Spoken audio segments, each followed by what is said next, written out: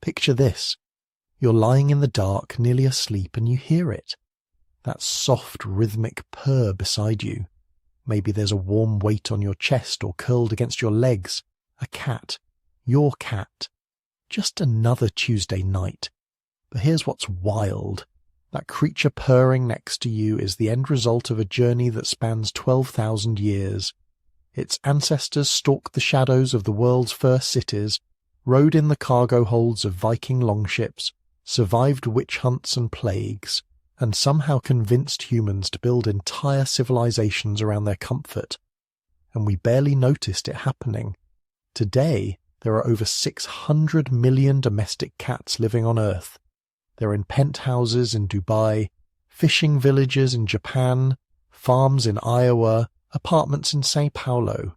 They've colonized every continent except Antarctica, and honestly, they'd probably manage that too if we'd just build them a heated research station. But if you had looked at the world 12,000 years ago, there were no house cats. Zero. Just wild predators in the Middle Eastern wilderness who wanted absolutely nothing to do with humans. So what happened? How did we get from there to here? From wild hunters who avoided people to animals that deliberately seek out our laps, our beds, our warmest spots by the fire. If you're using this to fall asleep, that's literally why I make it. So maybe subscribe and tell me where you are and what time it is. I check comments and it's fascinating. Tokyo at sunrise, Toronto at midnight, someone in Iceland at 3 a.m. because the sun won't set. All of you falling asleep to stories about cats. The story you're about to hear isn't what you think. It's not really about us domesticating cats. That's the thing. We didn't domesticate them, not the way we domesticated dogs or horses or cows. Those animals we actively bred and shaped and controlled over thousands of years. Cats domesticated themselves, and that changes everything. See, most people think ancient humans saw a cute wild cat and decided to make it a pet. That's not how it happened. What actually happened was far stranger and far more interesting. Around 10,000 BC, humans in the Fertile Crescent figured out agriculture. We stopped wandering around, hunting and gathering, and we started staying in one place, growing grain, storing food. And you know what loves stored grain? Mice, rats, rodents of every description. They descended on our grain stores like an army. And you know what loves mice and rats? Wildcats. So these small wildcats, Felis Silvestris, started hanging around human settlements. Not because they liked us. Because we'd accidentally created an all-you-can-eat buffet of their favourite prey. The boldest ones, the ones who could tolerate being near humans without freaking out, got access to the best hunting grounds. They ate well, they had more kittens. And those kittens inherited their parents' slightly lower fear of humans. Generation after generation, the cats that were just a little bit friendlier, just a little bit calmer around people, thrived. And we let them because they were solving our rodent problem. It was the perfect partnership. Except nobody planned it. It just happened. But here's where the questions get really interesting. Did the ancient Egyptians actually worship cats? Or is that a myth we've blown out of proportion? How did cats survive the Middle Ages when the Catholic Church declared them servants of Satan? Why are there cat cafes in every major city but dog cafes never quite caught on? How did an animal that humans never fully controlled become one of the most successful mammals on the planet? And here's the biggest mystery of all. After 12,000 years of living with humans, cats are still only semi-domesticated. Dogs have been shaped by human breeding into hundreds of wildly different forms. Great Danes and Chihuahuas barely look like the same species. But cats? A tabby cat in your living room could still survive in the wild tomorrow if it had to. Put a golden retriever in the forest and it'll be confused and scared. Put a house cat in the forest and it'll hunt, kill and thrive. So who really domesticated who? Maybe the better question is, did cats look at early human civilization and decide we were useful enough to keep around? Over the next few hours, We're going to walk through the entire history of cats, from the wild ancestors prowling the ancient Middle East to the viral videos dominating your social media feed. We'll visit ancient Egypt when cats were sacred, medieval Europe when they were hunted, Victorian England when they became fashionable, and the modern internet age when they somehow became the unofficial mascots of digital culture. It's a story nobody tells completely, because it's not really in the history books.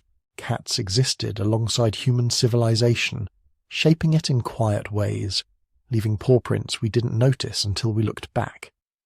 They witnessed the rise and fall of empires. They walked the decks of ships that discovered new continents.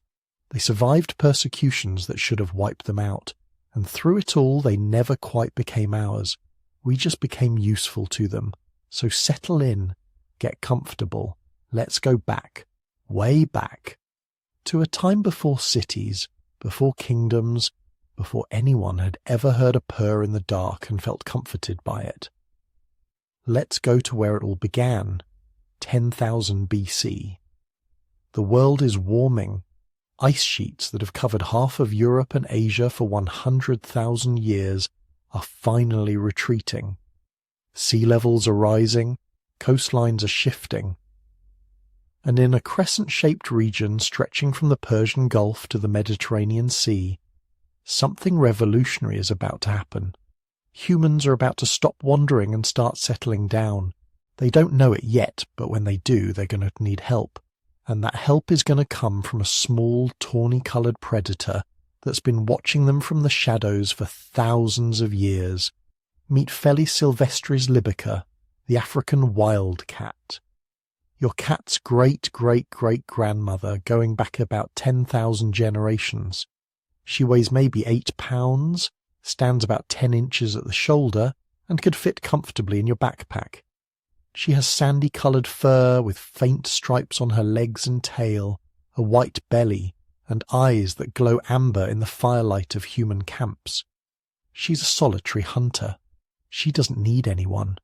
She's been surviving just fine on her own for hundreds of thousands of years, thank you very much. But she's about to make a choice that will change everything. Not just for her species, but for humanity itself. The genetic evidence is remarkable.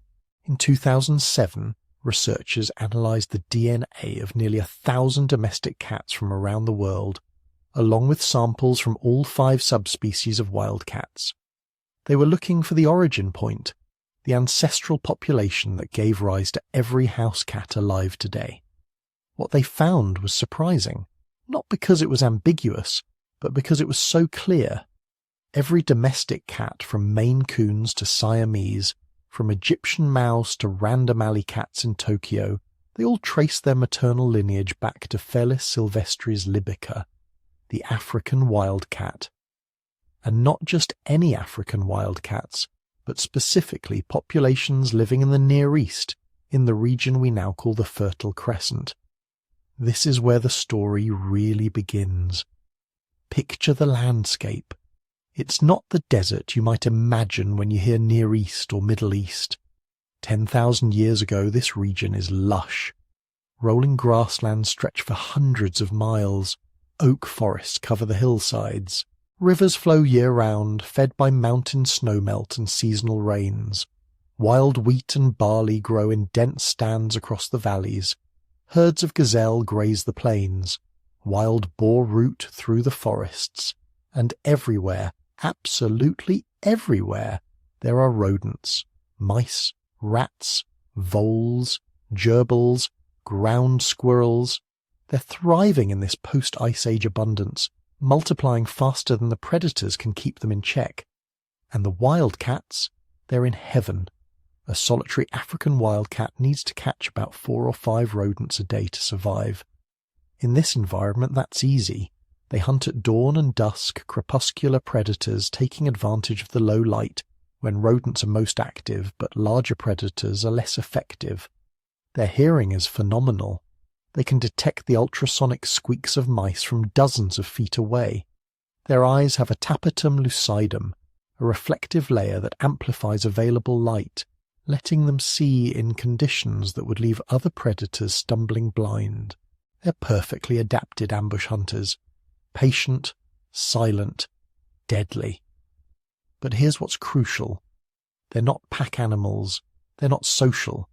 Each wildcat maintains a territory of several square miles. Males and females only come together briefly to mate, then go their separate ways. Mothers raise kittens alone for a few months, teaching them to hunt, then drive them off to find their own territories. This is not a species that cooperates. This is a species that tolerates absolutely zero competition for resources within its hunting grounds. Put two wildcats in the same territory and they'll fight viciously until one leaves or dies. So why did they become domesticated when other wildcats didn't? That's the fascinating question. Because Felis silvestris libica isn't the only wildcat subspecies. There are 5 main groups, all descended from a common ancestor that lived about 1 million years ago.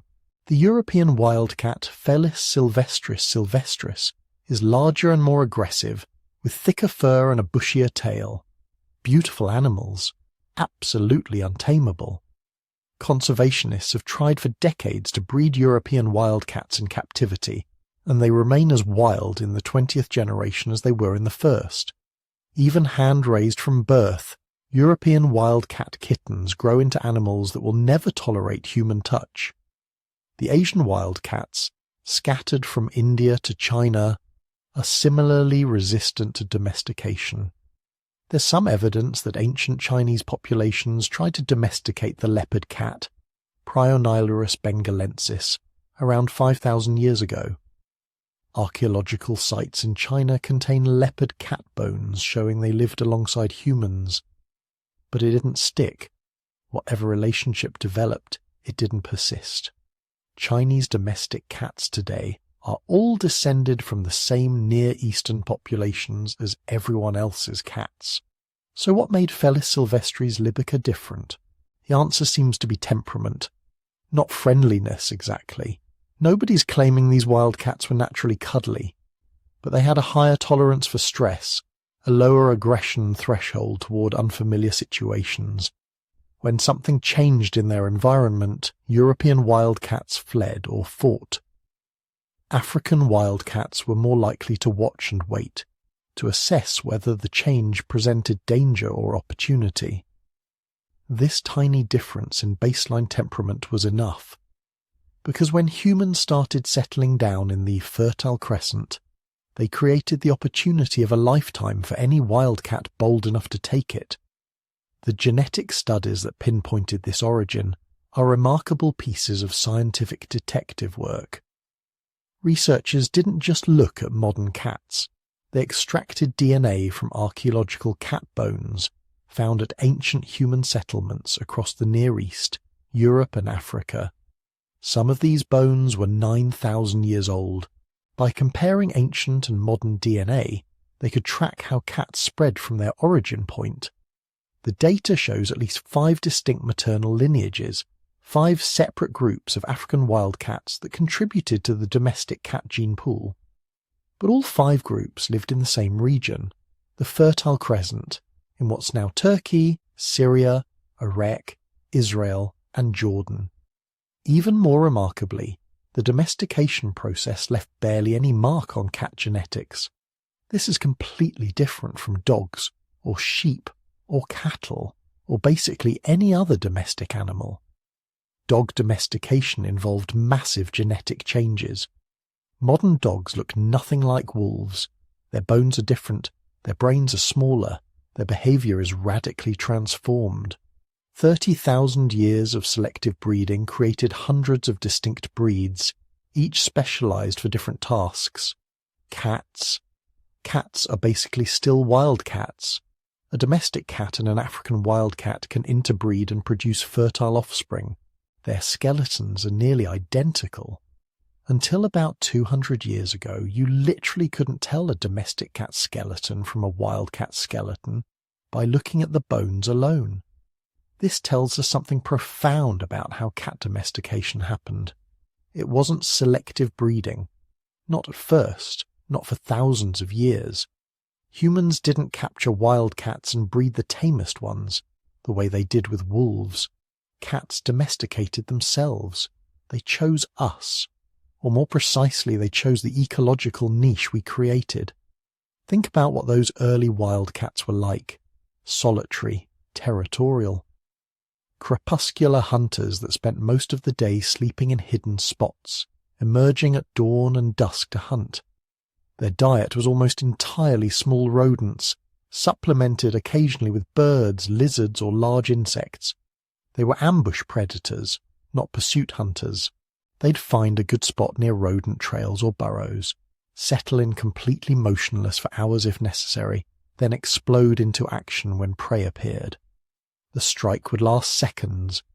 The meal would be consumed quickly, often in the same spot where the kill happened. Then back to the resting spot to sleep and digest. They were also incredibly efficient predators. Studies of modern African wildcats in Africa show they have a hunting success rate of around 60%. That's extraordinary. Lions succeed maybe 25% of the time. Cheetahs, despite their incredible speed, only catch prey in about half their hunts. Wildcats, hunting creatures a fraction of their size in grass and brush, succeed more often than almost any other carnivore. This efficiency meant they didn't need huge territories if prey was abundant. In optimal conditions, a wildcat might maintain a territory of just 1 or 2 square kilometers. Now, imagine what happens when humans start settling down, when they stop moving with the seasons and start building permanent settlements, when they start cultivating wheat and barley, storing harvested grain in granaries and storage pits, when they start creating the first concentrated year-round food sources in human history. The rodents notice immediately. Mice and rats have been following humans opportunistically for millennia, picking up scraps from campsites, raiding food stores. But permanent settlements with grain storage? That's paradise. Rodent populations explode around early agricultural villages. Archaeological evidence shows massive increases in commensal rodent species, animals adapted to living alongside humans, right when permanent settlements appear. And the wildcats notice the rodents. A village with grain stores is surrounded by the highest density of prey these cats have ever encountered. More rodents in a 100-meter radius than they'd normally find in their entire territory. And they're easy to catch, emboldened by abundance, careless around food sources.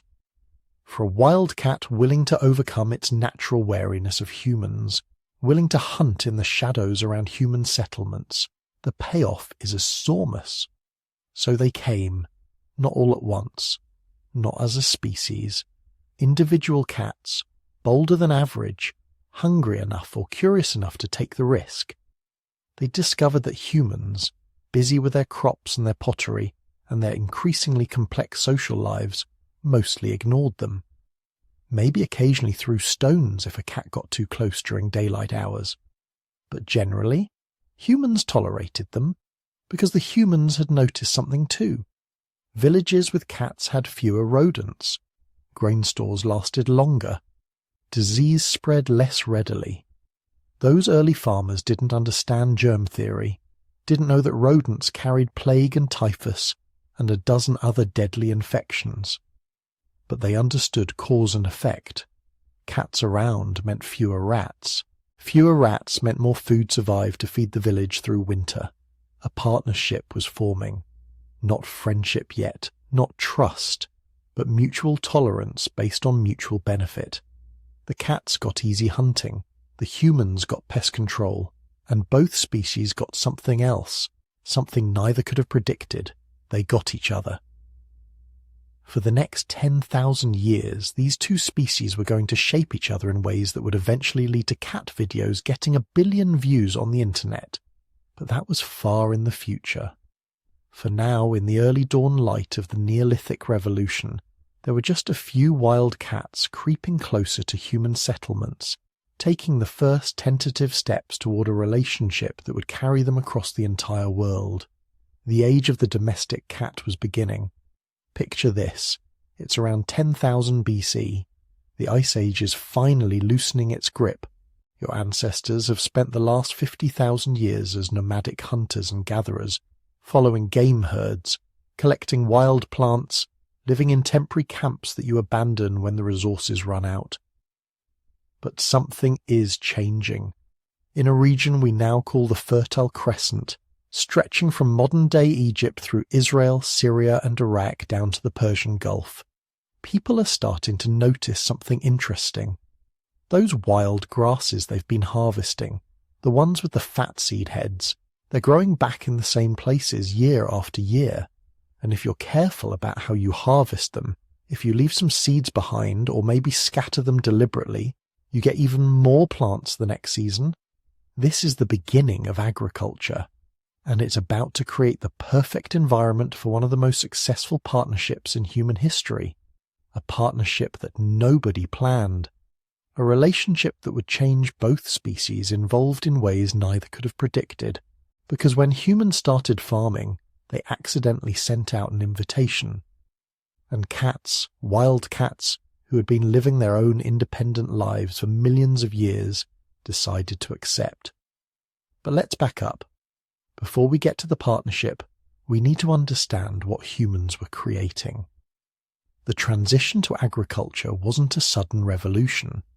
It was a gradual shift that took thousands of years. Early farmers didn't abandon hunting and gathering overnight. They supplemented wild foods with cultivated grains, slowly increasing their reliance on crops as they figured out the best techniques. And with cultivation came a revolutionary new challenge: storage. You can't store wild game meat for months at a time. Not effectively, not in a pre-refrigeration world. But grain you can store. Grain you can keep in pits lined with clay or stone. Grain you can stockpile to feed yourself through the winter, to plant next season, to trade with neighbouring communities. For the first time in human history, people were accumulating significant food surpluses, and they were keeping those surpluses in one place, concentrated, predictable, accessible. To humans, this was revolutionary. To mice and rats, this was paradise. Wild rodents had always been around, scavenging whatever they could find. But now humans had created something unprecedented. Massive concentrations of their favourite food, conveniently stored in structures that provided shelter from weather and predators. Within a few generations of the first grain storage experiments, mouse populations around human settlements exploded. Archaeological sites from early farming communities show rodent remains in staggering numbers. Some storage pits show evidence of losing 30, 40, even 50% of their contents to rodent damage. Early farmers tried everything. They dug deeper pits. They lined them with materials mice couldn't chew through. They set traps. They hunted the rodents themselves. But it was a losing battle. Mice reproduce insanely fast. A single breeding pair can produce dozens of offspring in a season, and those offspring can start breeding within weeks. You can't kill mice faster than they reproduce. Not with Neolithic technology, not by hand. But something else could. Something that had been hunting mice for millions of years, long before humans started farming. Something small enough to follow mice into their burrows, fast enough to catch them in the open, patient enough to wait by their holes for hours. Something perfectly designed by evolution to be the ultimate mouse-killing machine. Cats, specifically Felis Silvestris libica, the African wildcat. These weren't the domesticated house cats we know today. These were wild predators, solitary hunters who lived in the forests and grasslands around the Fertile Crescent. They hunted alone, avoided other cats except during mating season, and wanted absolutely nothing to do with humans. They were shy, cautious, perfectly capable of surviving without any contact with people whatsoever, but they were also pragmatic, and they could recognize an opportunity. Imagine you're one of these wildcats. You've been hunting in your territory for years, catching enough mice and small birds to survive, but always working for every meal, competition from other predators, limited prey populations, long hours of stalking and hunting. Then one day you notice something strange. There's a human settlement in your territory. You avoid it at first, naturally. Humans are dangerous, unpredictable, best to stay away. But you also notice the mice. They're everywhere around the settlement. Hundreds of them, thousands of them, all fat and slow from eating stored grain. More mice than you've ever seen in your life, all concentrated in a small area. You start hunting near the settlement, just the edges at first, staying hidden, ready to run if humans get too close.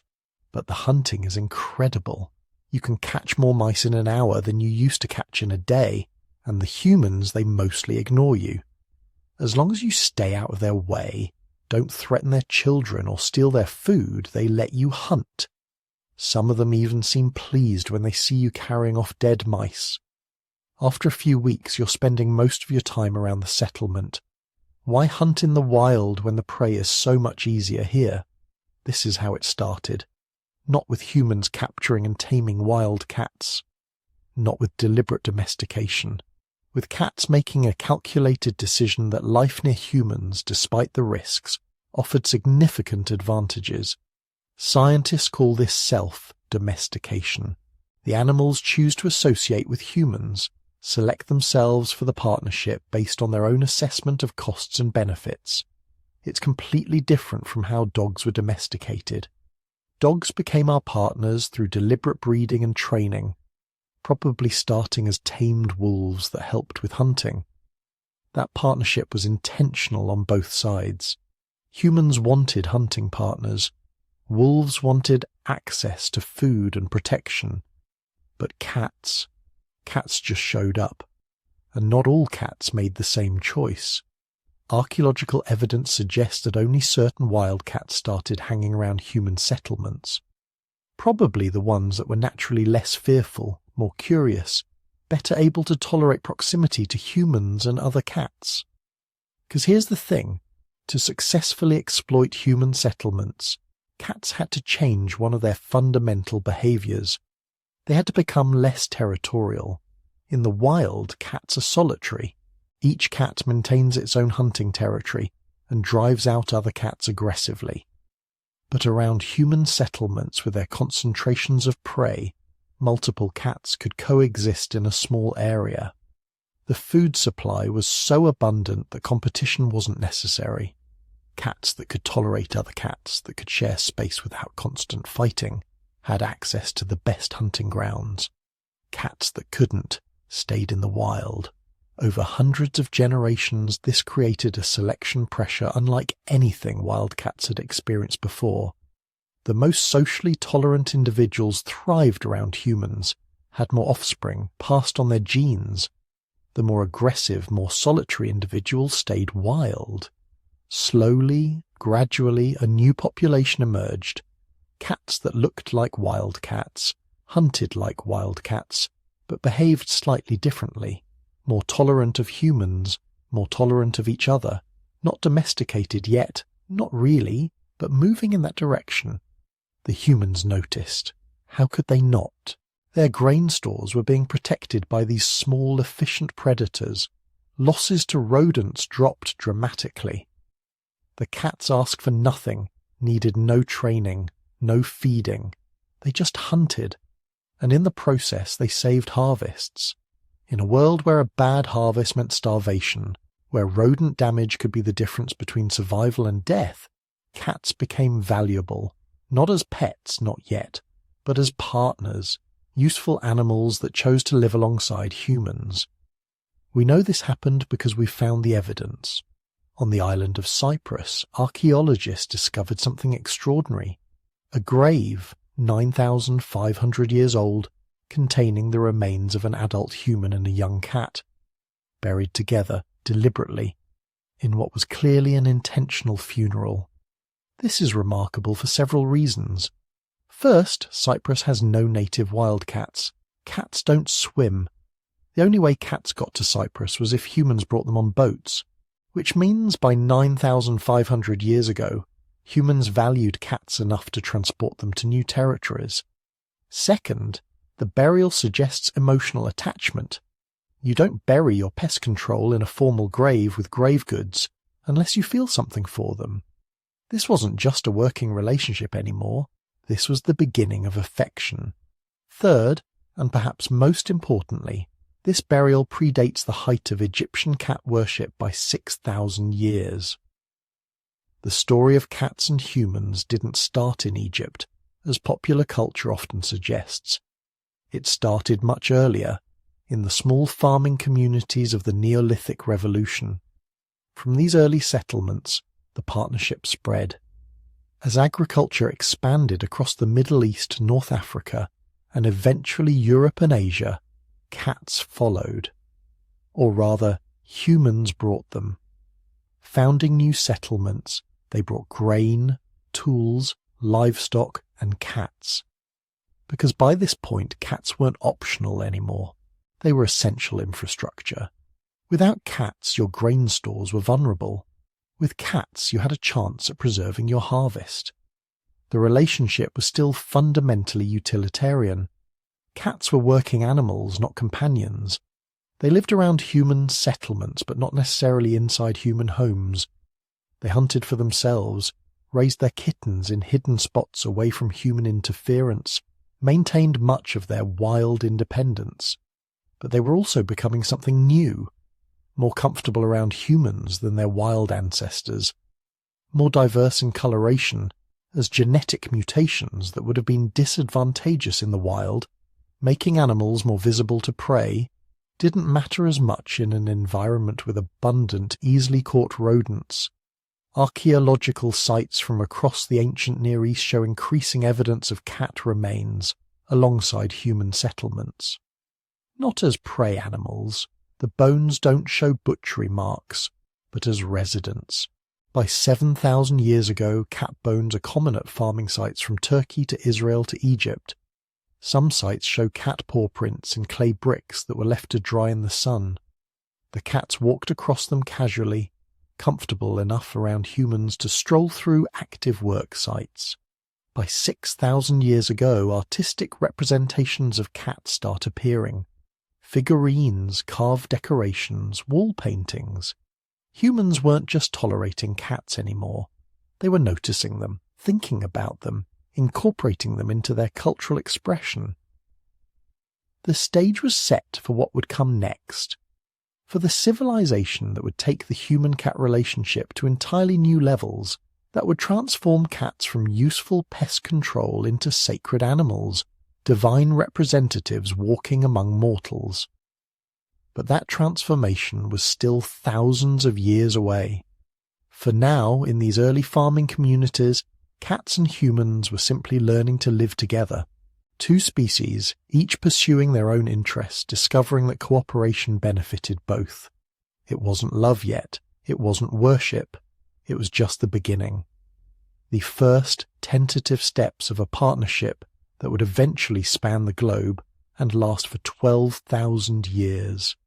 Around 2000 BC, something extraordinary began happening along the Nile River. The practical pest controllers that had been living in Egyptian grain stores for over 1,000 years started appearing in places that would have seemed impossible just a few generations earlier. Temple walls, royal tombs, religious ceremonies. The cats weren't just tolerated anymore. They were being worshipped. The transformation didn't happen overnight. The earliest Egyptian artwork showing cats dates to around 2500 BC. Simple paintings depicting them doing what they did best, hunting birds in papyrus marshes, sitting beneath grain storage facilities, looking alert and predatory. They were painted the same way you'd paint any useful animal, with appreciation for their function but no particular reverence. But then something shifted.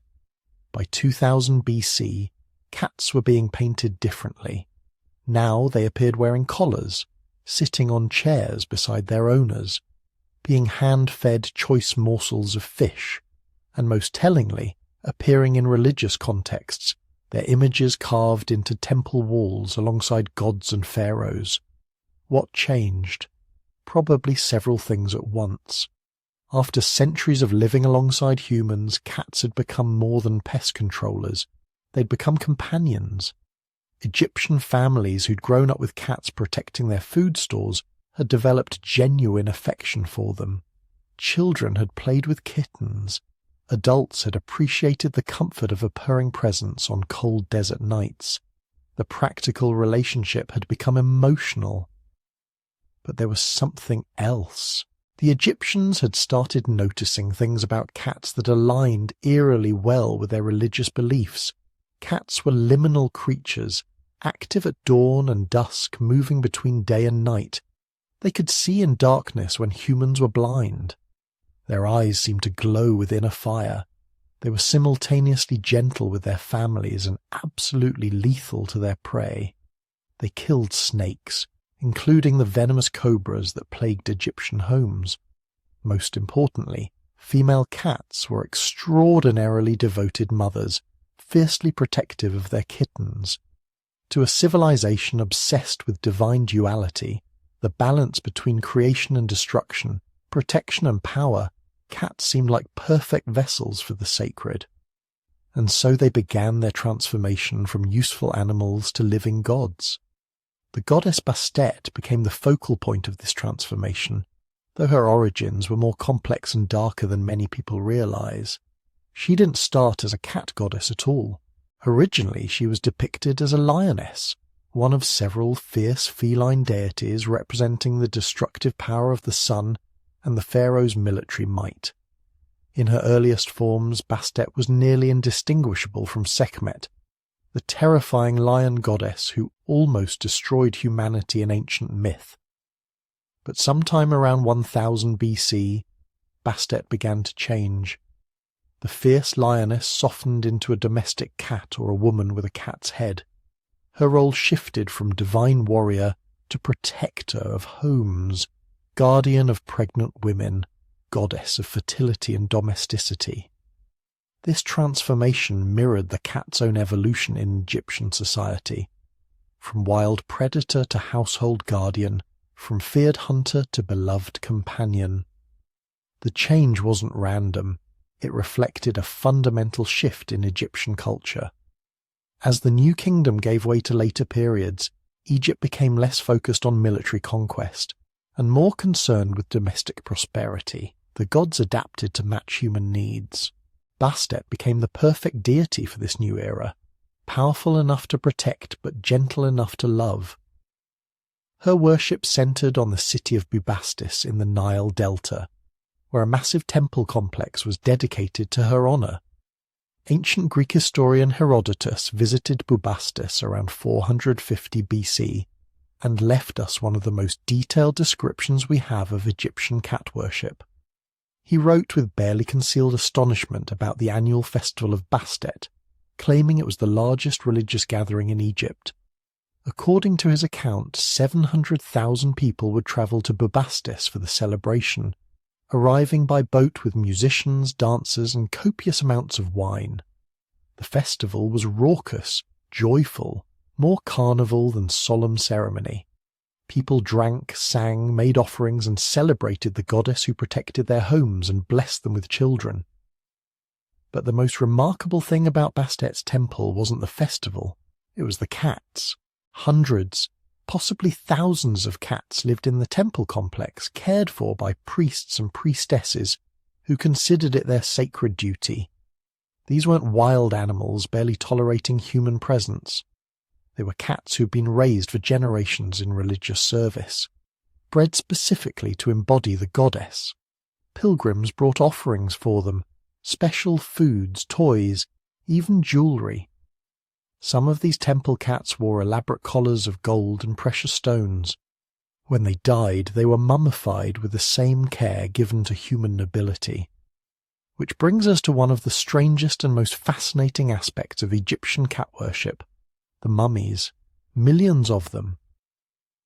In the late 1800s, when European archaeologists first started seriously excavating Egyptian animal cemeteries, They were unprepared for the sheer scale of what they found. One site alone, the cat cemetery at Bubastis, contained an estimated 300,000 mummified cats. Another site near Beni Hassan held hundreds of thousands more. The mummification wasn't crude or hasty. These cats were prepared using techniques similar to those used for human mummies, though less elaborate. Their internal organs were removed. Their bodies were treated with natron salt to preserve them. They were wrapped in linen, often with geometric patterns, and placed in specially made containers ranging from simple pottery jars to elaborate painted wooden coffins. Why so many? Partly because cats were genuinely beloved, and families wanted to ensure their pets would be with them in the afterlife, but also because a massive religious industry had developed around cat mummification. People who couldn't afford to mummify their own cats could purchase pre-mummified cats as offerings to Bastet. Some were kittens raised specifically for this purpose, killed humanely and prepared by temple priests. It's disturbing to modern sensibilities, but in the context of ancient Egyptian religion, it made perfect sense. You wanted to honour Bastet, you offered her the thing she loved most, a cat. The reverence for cats in daily life was equally intense. Egyptian law protected cats with penalties that seemed wildly disproportionate to anything we'd consider reasonable today. Several ancient sources claim that anyone who killed a cat, even accidentally, could face the death penalty. Diodorus Siculus, writing in the 1st century BC, described witnessing a Roman visitor who accidentally killed a cat being torn apart by an angry Egyptian mob, despite desperate attempts by Egyptian officials to save him. This might be exaggerated, the ancient historians loved a good dramatic story, but multiple sources mention similar incidents. The fear of harming cats was real and widespread. Archaeological evidence supports this. Egyptian artwork consistently shows cats in positions of comfort and privilege. Tomb paintings depict them sitting on cushioned chairs beneath their owners' seats at banquets, wearing jewelled collars and eating from bowls. One famous painting shows a cat being fed by hand from a table laden with food, while birds hang overhead, completely ignored, because the cat is more important than maintaining the meat supply. These weren't working animals being given the bare minimum. They were family members being pampered. DNA evidence suggests something remarkable happened during this period. The cats living in Egypt around 1000 BC show genetic signatures of intensive breeding and selection. The Egyptians weren't just keeping whatever wildcats wandered into their grain stores anymore. They were actively breeding cats, selecting for specific traits, probably temperament, cats friendly enough to live comfortably with humans, possibly appearance, though we can't be certain what traits they valued, but definitely breeding them systematically, creating the foundation for what would become the domestic cat as we know it today. The temple complexes became breeding centres, with hundreds of cats living in close proximity cared for by humans. Genetic diversity would have narrowed quickly. Certain lineages would have dominated. This is exactly what we see in the genetic record. A bottleneck around 1000 BC in the feline lineage that gave rise to most modern domestic cats. Not a crisis bottleneck like the one that nearly destroyed humanity, but a breeding bottleneck, the signature of intentional selection by human breeders. But Egypt jealously guarded its sacred cats. Recognizing their value, both religious and practical, Egyptian authorities attempted to ban the export of cats from Egypt. Traders who dealt in cats faced severe penalties. The goal was to keep these divine animals exclusively Egyptian, maintaining a monopoly on both their practical benefits and their religious significance. It didn't work. Of course it didn't work. Any time a commodity becomes valuable and one group tries to monopolize it, smuggling becomes inevitable. Phoenician traders, notorious for moving anything profitable across the Mediterranean, started secretly transporting cats out of Egypt, hidden in cargo ships, concealed among other goods, probably breeding them on ships during long voyages. Greek merchants did the same. Roman traders followed. By 500 BC, cats that were almost certainly descended from Egyptian stock were appearing in Greece, Cyprus, and across the Mediterranean coast. The Egyptian religious monopoly on cats was breaking down, but in Egypt itself the worship continued. Bastet remained one of the most popular deities right through the Ptolemaic period, even as Greek culture mixed with Egyptian traditions after Alexander's conquest. The temple at Bubastis continued operating. Pilgrims still came for the festivals. Cats were still mummified by the thousands. Then Rome absorbed Egypt in 30 BC, and everything changed. Not immediately. The Romans were generally tolerant of local religions in their conquered territories, but they didn't share the Egyptian reverence for cats. To Roman sensibilities, the Egyptian obsession with felines seemed bizarre, possibly even ridiculous. They had their own sacred animals, and cats weren't among them. More importantly, Roman pragmatism clashed with Egyptian divine economics. The massive temple complexes, with their thousands of priests caring for thousands of cats, all supported by tax revenues and donations, struck Roman administrators as wasteful. Over the next few centuries, funding for the temple complexes was gradually reduced. Priests moved to other occupations. The great festivals became smaller, less frequent, finally disappearing altogether. The cat cemeteries fell into disuse. By 400 AD, the worship of Bastet had essentially ended, suppressed partly by Roman practicality and finally killed off by the rise of Christianity, which had no patience for animal worship of any kind. But the cats themselves survived. Centuries of breeding and selection had created an animal perfectly adapted to life alongside humans. They'd spread across the Mediterranean world. They'd lost their divinity, but they'd gained something equally valuable: ubiquity. The Egyptian experiment in cat worship was over, but the partnership between cats and humans, refined and intensified along the Nile, would continue spreading across the globe. The descendants of Bastet's sacred hunters were about to conquer the world. The Phoenicians didn't set out to change the world when they smuggled cats out of Egypt. They were just solving a problem. Grain shipments across the Mediterranean were being destroyed by rats and mice. Simple economics. A cargo ship could carry enough wheat to feed a city for weeks. But if rodents got into the hold during a 3-week voyage, you'd arrive with half your profit eaten and the rest contaminated with droppings. The Phoenicians needed a solution, and they found one padding around the docks of Egyptian ports. Egyptian law technically prohibited the export of cats. They were sacred animals, property of the goddess Bastet, not commodities for foreign trade. But laws only work if you can enforce them, and the Mediterranean is a big place with a lot of coastline. Phoenician traders began acquiring cats, probably through a combination of theft, bribery, and strategic breeding of cats that had wandered away from Egyptian control. Within a few generations, Phoenician ships sailing out of Tyre and Sidon carried a secret weapon in their holds: small, efficient, tireless hunters that worked for nothing more than the rats they caught. This was the first great feline diaspora, not a planned colonization, not a deliberate introduction, but a practical necessity that happened to change the course of history. Every Phoenician trading post from Gibraltar to Carthage, from Sicily to the Levantine coast, every warehouse and granary that stored their goods became a potential cat habitat. And cats, being cats, didn't stay in the warehouses. They wandered into cities, bred in alleyways, and gradually became part of the urban ecosystem across the Mediterranean world. But this wasn't a rapid conquest.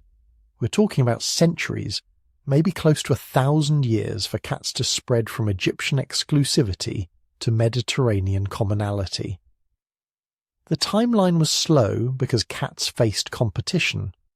Other animals had already filled the rodent control niche in most places, and they'd been doing it for a long time. In ancient Greece, cats were curiosities, not commonplace. If you were walking through Athens in the 5th century BC, you probably wouldn't see any cats. Maybe one or two kept by wealthy merchants with Mediterranean trading connections, displayed like exotic pets. The Greeks had ferrets. They domesticated them centuries earlier, trained them to hunt rats in grain stores and snakes in gardens. Ferrets were smaller, more easily controlled, and they'd been part of Greek culture long enough to appear in artwork and literature. Weasels were even more common, semi-wild animals that people tolerated and sometimes encouraged around their properties because they killed rodents and snakes. So when cats started appearing in Greek ports, brought by Phoenician and later Roman traders, they weren't immediately embraced. They were foreign, associated with Egypt and its strange animal-worshipping religion, and they didn't do anything a good ferret couldn't do better, or so the Greeks thought. But cats had advantages that became apparent over time. Ferrets needed cages, training, careful handling. Weasels were unpredictable, sometimes killing chickens or attacking small pets. Cats, remarkably, managed themselves. Feed them occasionally, and they'd stick around. Ignore them completely, and they'd still control your rodent problem. They were low-maintenance solutions to a persistent issue. Gradually, over centuries, Greek attitudes shifted. By the Hellenistic period, cats were appearing in Greek art, usually in domestic scenes, sometimes playing with balls of yarn or being fed by women and children. They still weren't ubiquitous, but they transitioned from exotic novelties to accepted, if not beloved, household animals. The Romans were more pragmatic about cats from the start. They appreciated efficiency, and cats were efficient. Roman granaries, the massive warehouses that stored grain for the empire's armies and cities, had serious rodent problems. Rats and mice could destroy enough grain in a single warehouse to feed a legion for months. The Romans tried everything. Architectural solutions like raised floors and smooth walls, chemical deterrents, traps, even professional rat catchers with dogs and clubs. Nothing worked as well as cats. So the Romans bred them, transported them, established them in every major granary from Britannia to Egypt, from Hispania to Syria. Military camps kept cats for the same reason. An army travels on its stomach, and an army's supplies travel in wagons vulnerable to rodent infestation. Cats became part of military logistics, unofficial members of the legion who earned their keep by protecting food supplies. But something else happened in Rome, something that hadn't quite occurred in Greece. Some Romans started to like cats, not just appreciate their utility, but actually enjoy their company. We have Roman mosaics showing cats in comfortable domestic settings, not working in granaries but lounging in villas, being offered food by hand. We have Roman grave markers for pet cats, inscribed with affectionate epitaphs mourning their loss. This wasn't universal. Roman culture never embraced cats the way Egypt had, but it was real. For the first time outside Egypt, cats were transitioning from working animals to companions.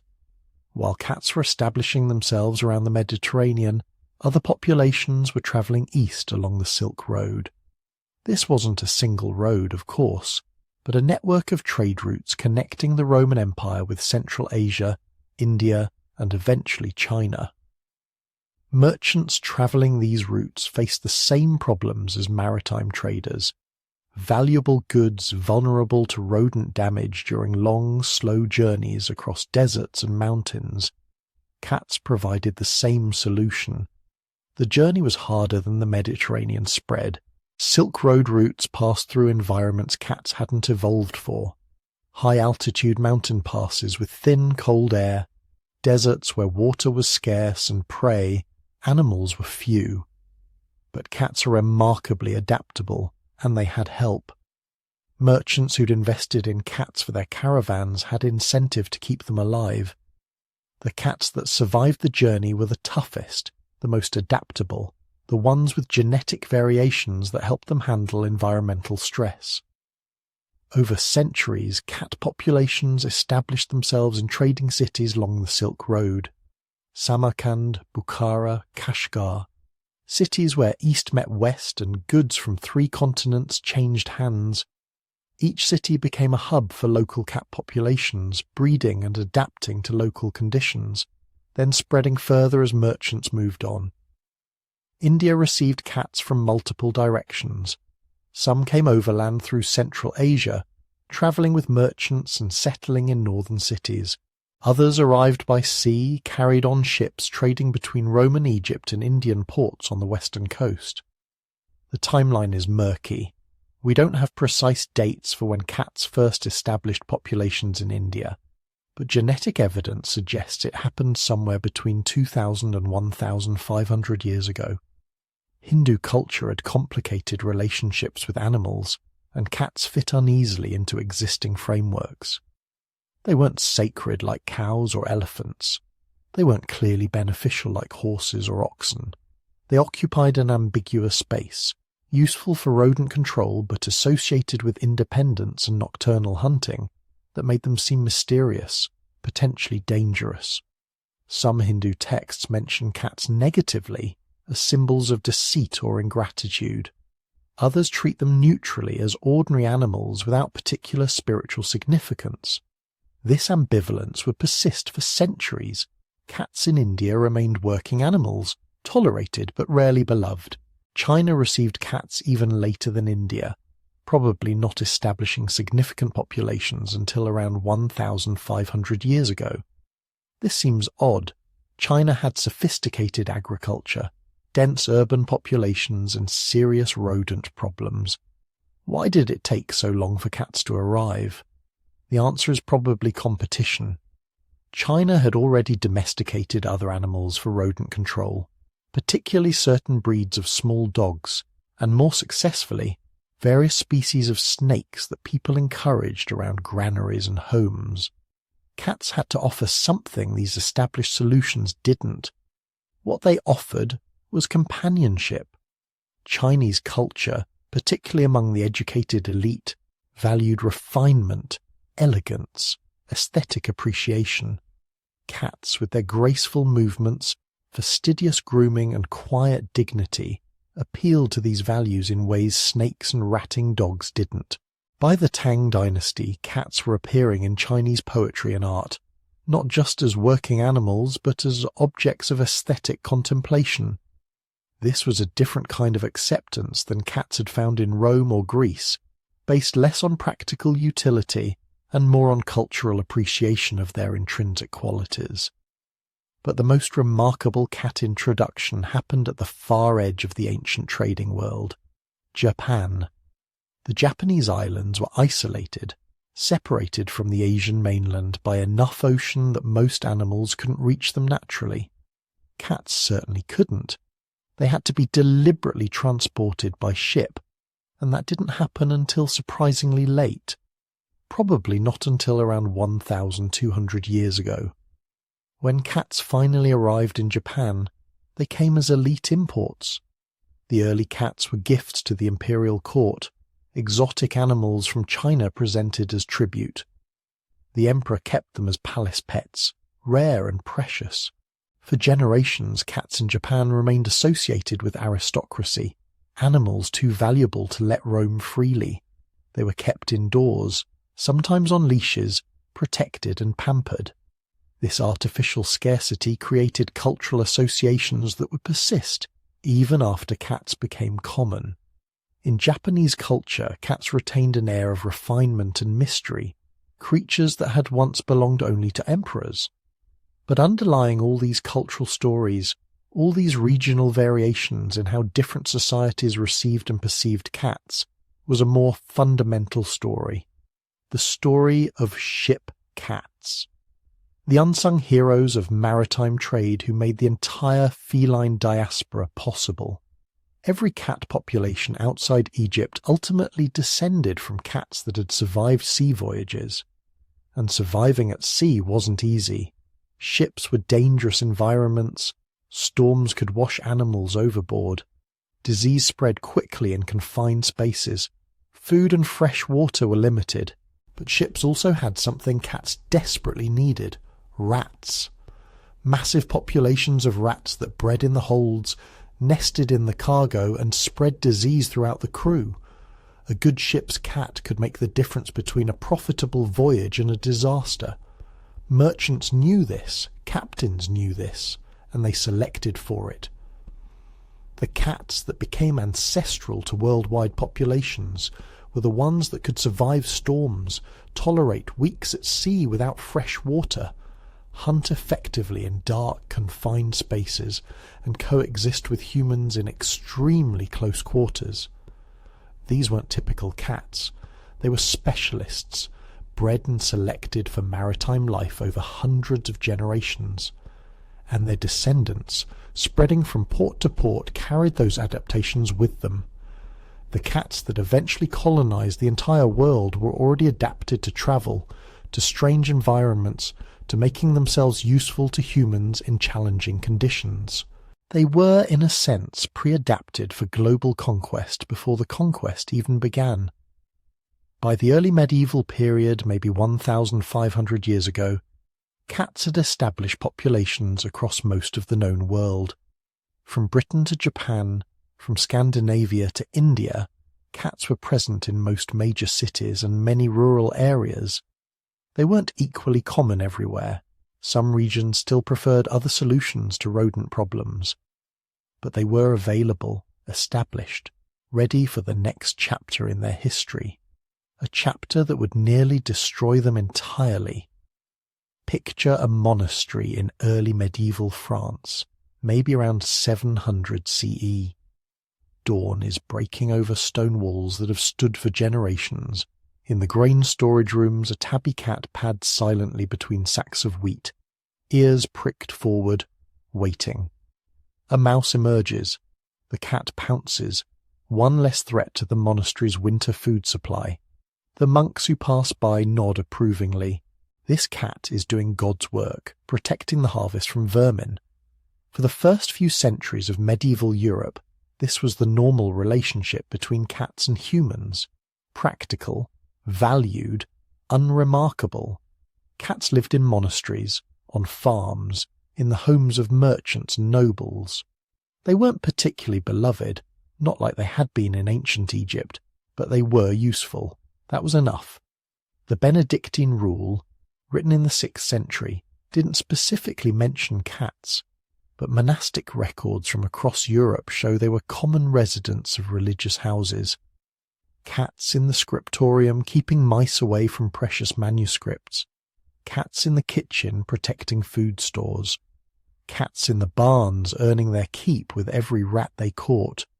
Some monasteries even kept official records of their cat populations, listing them alongside livestock and other valuable property.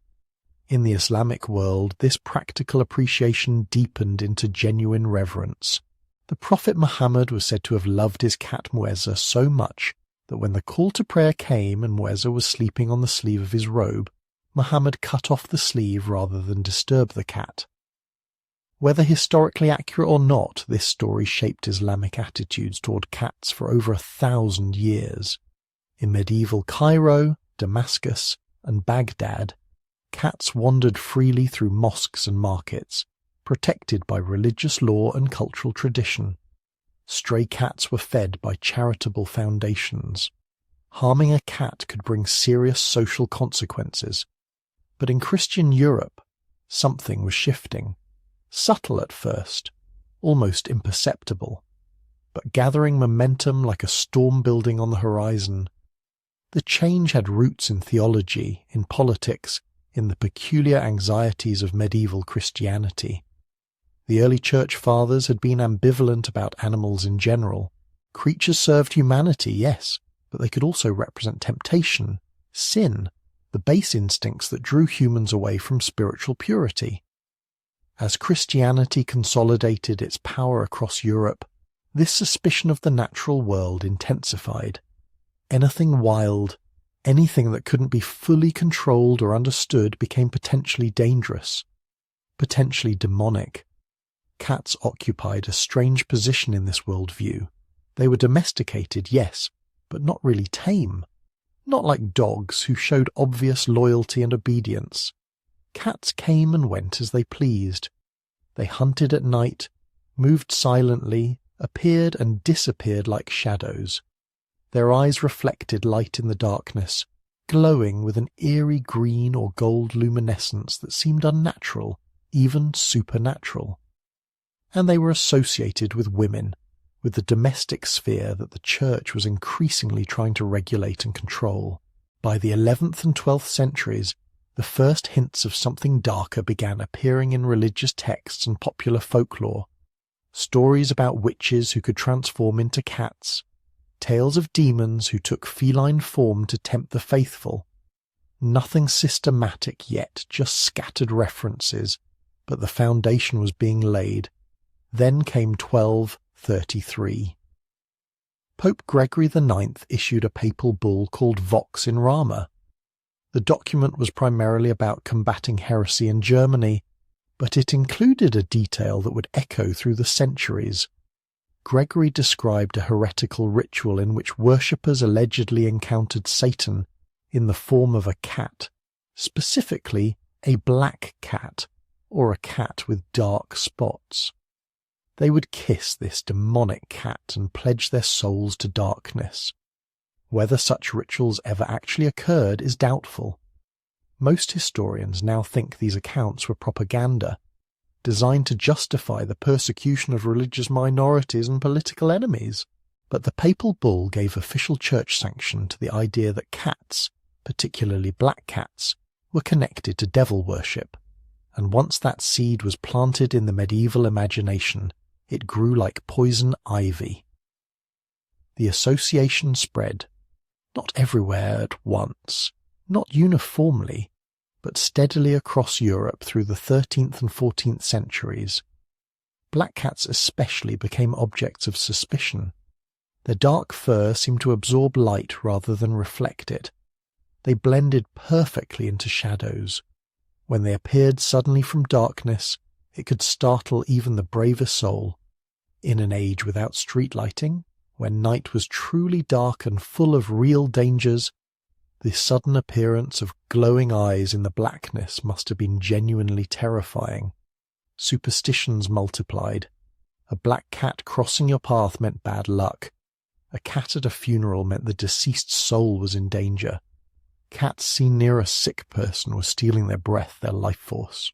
These beliefs varied by region and social class, but they shared a common theme.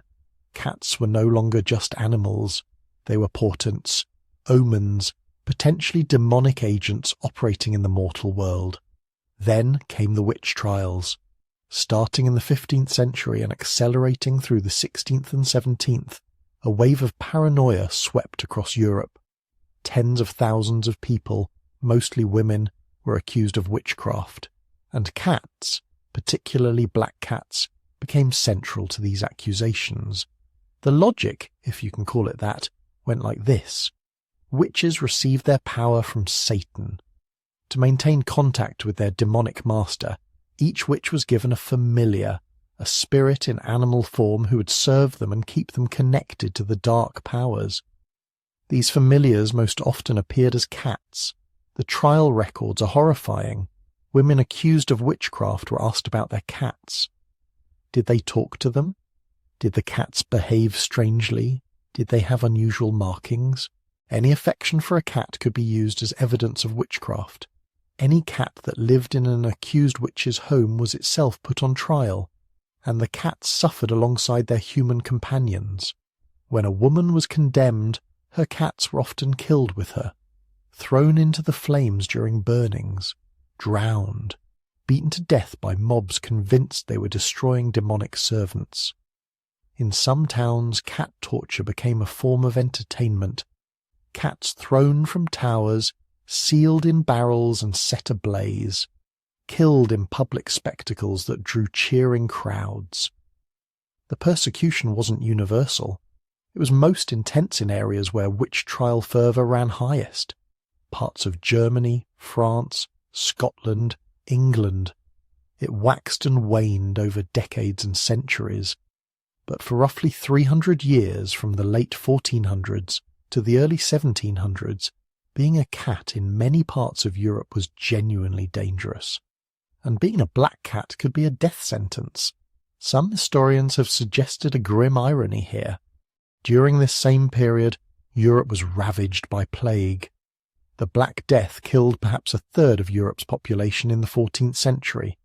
Subsequent outbreaks continued for centuries, and the plague was spread primarily by rats. Rats carrying infected fleas that jumped to humans, spreading the bacterium that caused the disease.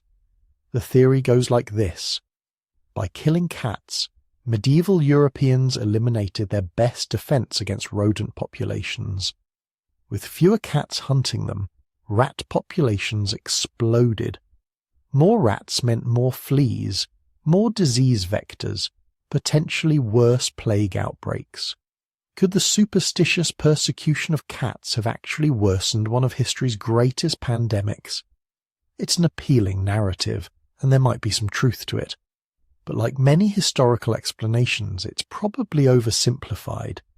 Plague transmission is complex, affected by climate, population density, sanitation practices, and dozens of other factors. Cat populations did decline in some areas, but probably not uniformly or dramatically enough to single-handedly worsen the plague. And some regions with intense cat persecution weren't hit harder by plague than regions where cats remained common. Still, the parallel is striking. At the exact historical moment when cats could have been most valuable to human survival, superstition drove many people to destroy them. It's a reminder of how dangerous unfounded beliefs can be, how fear and ignorance can convince people to act against their own interests. But even during the darkest periods, practical necessity often trumped superstition. Farmers still needed cats to protect grain stores. Millers needed them to keep rats away from flour. Ship captains, even in the age of witch trials, still brought cats aboard to control rodent populations on long voyages. These practical cats continued their work, often quietly, without much acknowledgement but also without persecution, and in the Islamic world cats remained beloved. While European witch hunters were throwing cats into fires, cats in Cairo were being fed from charitable endowments. While Scottish ministers preached about demonic familiars, cats in Damascus were napping peacefully in mosque courtyards. The contrast couldn't be starker. Same animal, same historical period, radically different treatment based on nothing more than cultural beliefs. Some individual Europeans spoke out against the persecution. The 16th century writer Ulysses Aldrovandi argued that cats were beneficial animals who deserved protection, not persecution. A few voices within the church questioned whether the witch trial hysteria had gone too far, though usually cautiously and without specifically defending cats. But these were minority opinions, easily drowned out by the dominant narrative of suspicion and fear. By the late 17th century, the worst was ending. Witch trials were becoming less common, increasingly questioned by Enlightenment thinkers who demanded evidence and reason rather than superstition. The scientific revolution was changing how educated Europeans thought about the natural world, and practical experience was slowly teaching people what Islamic cultures and ancient Egyptians had always known. Cats were valuable allies, not demonic enemies. But the damage had been done. Centuries of persecution had embedded anti-cat superstitions deep in European folklore. Even today, many people consider black cats unlucky, avoid them on the street, hesitate to adopt them from shelters. These are echoes of medieval fears, prejudices that outlived the specific circumstances that created them. The cats themselves, of course, survived. They always do. Through persecution and plague, through fire and fear, through centuries when humans seemed determined to destroy them, cats endured. They kept hunting, kept surviving, kept living alongside humans, whether humans appreciated them or not. They were waiting, patient as always, for the world to come to its senses and remember what they had always been. Not demons or omens or familiars, but simply cats, hunters, survivors, silent witnesses to human folly, waiting for sanity to return. And eventually, slowly, sanity did return. By the late Middle Ages, the worst was over, but the cats didn't know that yet. For centuries they had been walking bad omens in much of Europe, shadows with whiskers, living suspects in every unexplained illness, every sour batch of beer, every barn fire that started for no reason. But something was beginning to change, slowly, unevenly, like dawn light leaking around the edges of a shuttered window. The bonfires were dying down. Witch trials didn't end overnight. They never do. In some regions they fizzled out early, in others they flared well into the 17th century. But the direction of history was turning. Skeptical judges began asking awkward questions. Royal courts grew embarrassed by stories of grandmothers burned for talking to a stray cat. Basic social psychology tells us you can't keep the whole population terrified forever. Fear eventually runs out of fuel. The Black Death receded. Plague became less frequent, more manageable. People no longer saw every misfortune as a personal curse. And as the terror ebbed, the link between old woman plus cat equals witch began to feel a little childish. Slowly the neighbours stopped pointing at the cat on the windowsill. At first, Cat simply faded back into the background. Barns still needed rodent control. Ships still needed mouses. Grain still needed protection. Even the most superstitious farmer could see the very practical difference between a barn with cats and a barn without them. One had rats, the other had food. In many villages, cats stayed quietly useful while human ideas shifted around them. Witch hunters grew old and died. Their grandchildren went to new schools, read new books, heard new sermons that talked less about demons and more about God's ordered creation. Theatre troupes staged comedies that gently mocked overzealous witch-finders. What had once been deadly serious became faintly ridiculous. The cat never argued theology. It just kept catching mice. And yet, in a few special places, cats weren't just surviving. They were being adored. In 17th century France, inside walls thick enough to mute the chaos of the outside world, Cardinal Richelieu was building an empire and a cattery. Richelieu, the powerful statesman behind Louis XIII, might be one of history's first famous cat collectors. While he schemed over alliances and wars, he lived surrounded by cats, not one or two, dozens. He had special rooms set aside for them in his residence. Servants were reportedly assigned to their care. Food, cushions, sleeping places, planned, organised, maintained. Imagine the contrast. Outside, rumours of witchcraft could still get you in trouble. Inside, one of Europe's most feared politicians was spending quiet evenings with a lapful of purring animals. There are stories, part fact, part legend, of Richelieu including instructions for his cats in his will, making sure they would be cared for after his death. Whether every detail is true or not almost doesn't matter. The image is powerful. A prince of the church, not casting out cats as demons, but treating them as cherished companions. That kind of endorsement seeps outward. Courtiers talk, visitors notice, imitators copy. Cats were being rehabilitated from the top down. At the same time, painters across Europe were doing their own kind of rescue mission, one brushstroke at a time. In Renaissance and Baroque art, cats slipped into the corners of canvases like quiet witnesses. Sometimes they crouched under the table in a domestic scene, eyes following a piece of dropped bread. Sometimes they curled at the feet of a woman reading. Sometimes in religious paintings they lurked on the margins, symbols whose meaning changed with the painter and the patron. To viewers of the time, a cat in a painting wasn't neutral, it was a sign. In some works, especially early on, cats represented treachery, sensuality, or uncontrolled instinct, the opposite of discipline and piety. A cat near Judas might signal betrayal. A cat approaching a bird might stand for sin stalking innocence. Old symbolic traditions die slowly. But the Renaissance brought a new fascination with daily life. Painters liked to show what people actually saw at home. Children playing, bread being cut, dogs and cats sharing the same hearth. And the more cats appeared in ordinary, tender scenes, curled at the foot of a bed, playing with a child's toy, the harder it became to believe they were emissaries of hell. In Dutch Golden Age paintings, you can almost feel the fur, the soft, half-sleeping cat in a shaft of window light. The mischievous paw reaching for a fish on the table.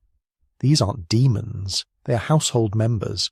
Slightly naughty, thoroughly alive, absolutely real. Art was giving cats something they hadn't had in Europe for a long time, emotional depth. Meanwhile, another quiet revolution was beginning. Not in churches or palaces, but in laboratories, observatories, and the notebooks of curious minds. The scientific revolution, from the 16th to the 18th centuries, changed how Europeans thought about everything. Stars, planets, diseases, and eventually animals. Superstition and folklore didn't vanish, but they had a new competitor: curiosity. Instead of asking, "Is this cat a witch's familiar?" some scholars began asking, "What is this creature? How does it see in the dark? Why does it land on its feet?" Naturalists started drawing animals not as symbols but as specimens. They sketched cat skeletons to understand anatomy. They dissected eyes to study vision. They compared domestic cats to wild ones trying to map relationships. The cat, once wrapped in layers of myth, was becoming an object of observation. This didn't mean people suddenly became kind. Vivisection and brutal experiments were common.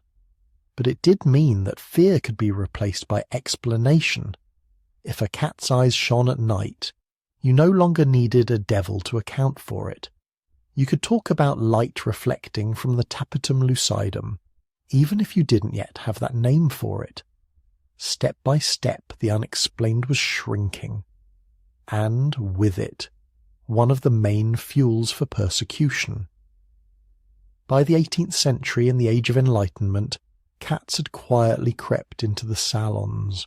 Philosophers, writers, and intellectuals, especially in France and Britain, began to keep cats as companions. For some, it was practical. Cats kept manuscripts free of nibbling mice. For others, it was emotional. Late nights spent reading and writing felt less lonely with a warm body on the desk. Voltaire reportedly disliked dogs but tolerated cats. Jean-Jacques Rousseau, Denis Diderot, and others wrote about animals as feeling beings, capable of pleasure and pain. That idea, that animals had inner lives however different from ours, changed the moral landscape. Writers shaped the myth of the cat into something new. Independent, aloof, philosophical, a creature that would sit by the fire, half in the human world, half in its own private universe. Perfect company for thinkers who prided themselves on standing apart from the crowd. In letters and essays, Enlightenment figures sometimes contrasted cats with humans. People, they suggested, were eager for approval and power. Cats, they seemed content with sunbeams and comfort, a different kind of wisdom, a subtle rebuke to human vanity. The cat was becoming, in some circles, a symbol of quiet skepticism. Not demonic, not saintly, just unbothered. Then came the French Revolution, and with it a new kind of symbolism. Revolutionary imagery is full of lions, roosters, eagles, bold, noisy animals ready to roar or crow for liberty. But in the shadows, in pamphlets, stories, and small artworks, cats sometimes appeared as symbols of something else, personal independence. While great armies marched and heads fell, ordinary people still lived in cramped apartments and back alleys. For them, freedom was not just about constitutions and assemblies. It was about the ability to shut a door, light a candle, read a banned book, with a cat asleep on the bed. In some revolutionary and post-revolutionary imagery, cats represented the stubborn refusal to be owned in spirit, even when your body was still poor and your work hard. A creature that chose when to come and go, that could not be easily trained to salute any flag. In crowded Paris, stray cats threaded through the chaos. They walked under posters of new governments, between the boots of soldiers, past the feet of starving crowds. Regimes rose and fell, the cats stayed. Slowly, in the decades after the revolution, as Europe lurched through new wars and new empires, cats found a more stable status. Ordinary companions for ordinary people, not sacred, not cursed, just there. On windowsills, rooftops, stairwells, familiar. And as the 19th century dawned, a new phenomenon began to emerge. People didn't just want cats. They wanted particular kinds of cats. Long before the Victorians turned cat breeding into a full-blown obsession, you can see hints of cat fancy appearing. Wealthy households prized unusual coats, long hair, odd colours, striking patterns. Travellers wrote home about strange, silky cats in Persia, tailless cats on distant islands, sleek, elegant mouses in eastern ports. Small, informal exhibitions began to appear at fairs and markets. A farmer might boast about his best ratter. A merchant might bring a curious long-haired cat to show friends. No official judges, no trophies. Just the first stirrings of an idea that a cat could be admired not only for its usefulness, but for its beauty. These early shows were scattered, sometimes barely recorded, but they set the stage for what would come later in Victorian England. Organised cat shows, breed standards, pedigrees, the transformation of the cat from anonymous mouser to recognised individual. While all this was unfolding in European cities and salons, cats themselves were travelling farther than ever before. The age of exploration, which had started centuries earlier, was still sending ships to every edge of the world, and on almost every vessel, as quietly constant as the creak of the masts, there were cats. Explorers heading to the Americas, merchants sailing around Africa, convicts transported to Australia. All shared their cramped quarters with felines. The logic was simple. Ships full of grain, cloth and food were paradise for rats. Rats were disaster for sailors. Cats were the solution. So they went along. Across the Atlantic to Caribbean harbours and the eastern seaboard of North America. Around the Cape of Good Hope into the Indian Ocean, on to India, Southeast Asia, China and Japan. Across the Pacific to the coast of the Americas from the other side. Down into the southern oceans toward Australia and New Zealand. At each stop some cats stayed behind, jumping ship, getting lost, being gifted or traded, or simply walking away when the gangplank dropped. They mated with local wildcats where those existed, or with other strays that had arrived on earlier ships. New populations formed, adapted and spread. On isolated islands, these introductions would have devastating effects on native wildlife, something people wouldn't fully understand until much later. But from the cat's perspective, the world was opening. A species that had once lived mostly in the Near East, and parts of Africa now lived on almost every continent, on remote islands, in tropical ports and cold northern towns. From Renaissance galleons to revolutionary gunboats, they had ridden human ambition across the globe. By the early 19th century, as steam engines began to replace sails and factories replaced workshops, the long rehabilitation of the cat was almost complete. They had gone from sacred hunters of the Nile to whispered demons of the medieval night, from the cherished pets of cardinals to the favoured companions of philosophers, from anonymous ship's mouses to exotic curiosities at early fairs. They had followed us through religious upheavals, scientific revolutions, and political storms. Never in charge, never truly equal, but always present. Watching with lamplit eyes as our ideas about them and about ourselves shifted. The stage was now set for their next transformation. The Victorian era was coming, and in that age of industry and sentiment, of classification and comfort, the cat was about to step fully into the role we recognise today, the modern house cat, named, photographed, written about, and, more than ever before, loved. The industrial age has arrived, soot and steam and telegraph wires stretching across the sky. Trains scream through the countryside. Factories belch smoke all night. Gas lamps turn darkness into a dull yellow haze. And somewhere in the middle of all that noise and progress, a small, soft animal is quietly reinventing itself. The cat is moving indoors. For thousands of years, cats had been workers first and companions second. Ship's hunters, barn guardians, alleyway shadows. They were useful, practical, affordable pest control with whiskers. People might have loved them, but society didn't really have a formal place for that love. The Victorian era changed that. It began, as many Victorian things did, with classification, with taking something messy and organic and turning it into categories, charts and competitions. Picture London, 1871, the Crystal Palace, an enormous glass cathedral of industry and exhibition, iron ribs arching over thousands of visitors.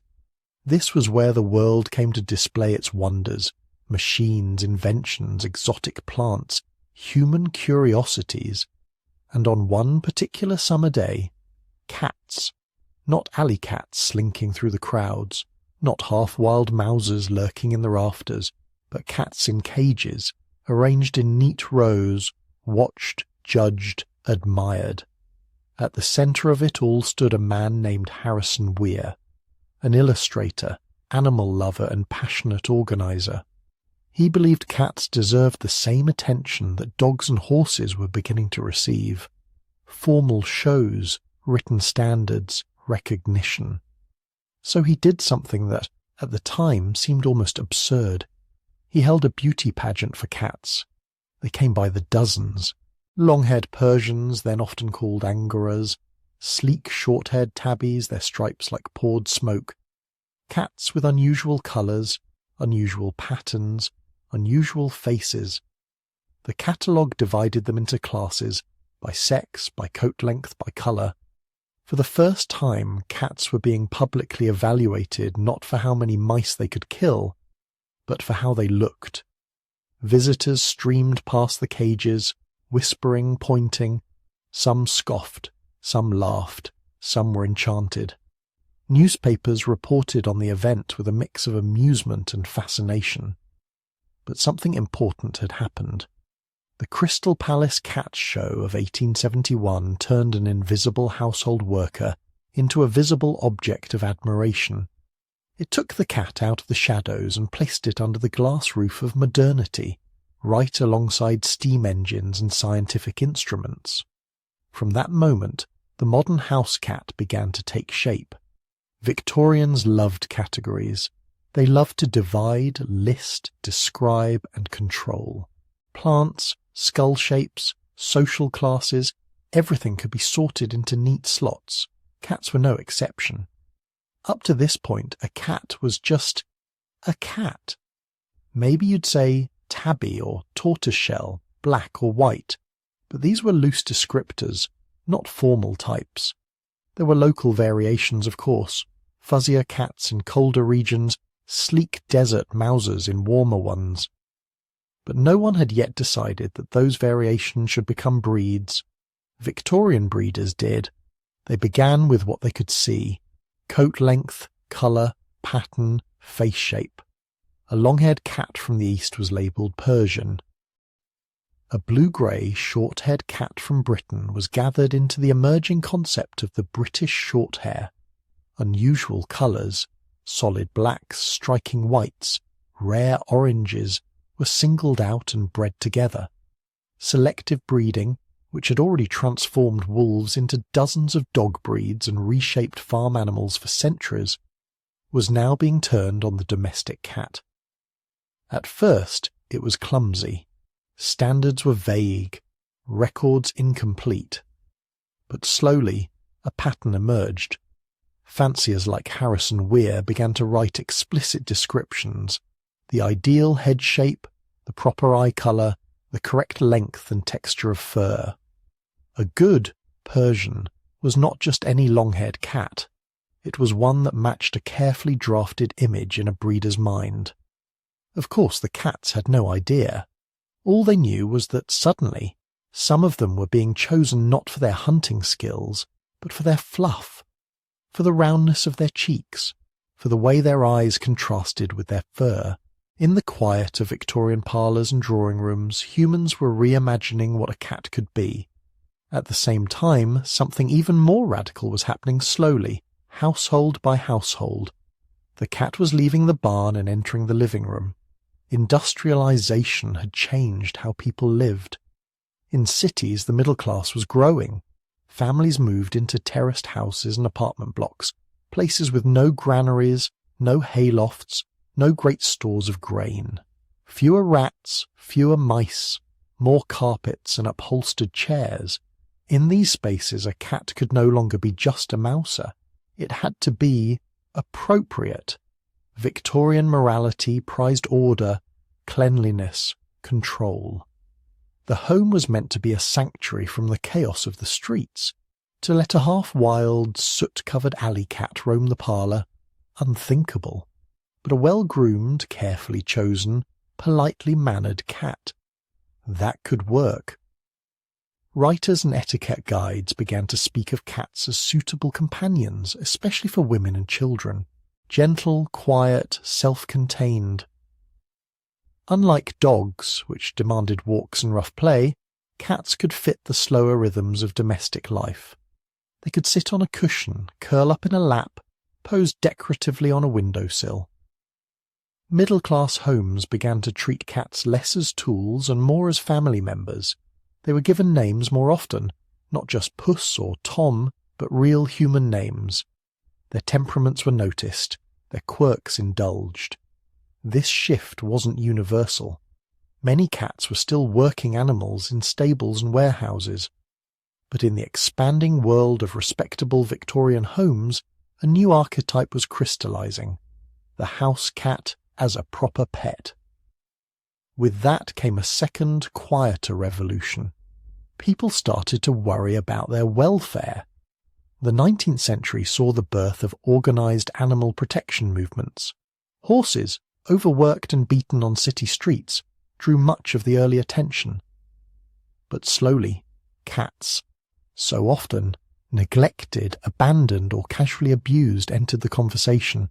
Charities and societies formed to rescue strays, often linked to the broader humane movement that had already produced the first laws against animal cruelty. Shelters began to appear. Leaflets were printed, urging kindness to the humble cat, reminding readers that these animals felt pain, fear, and affection.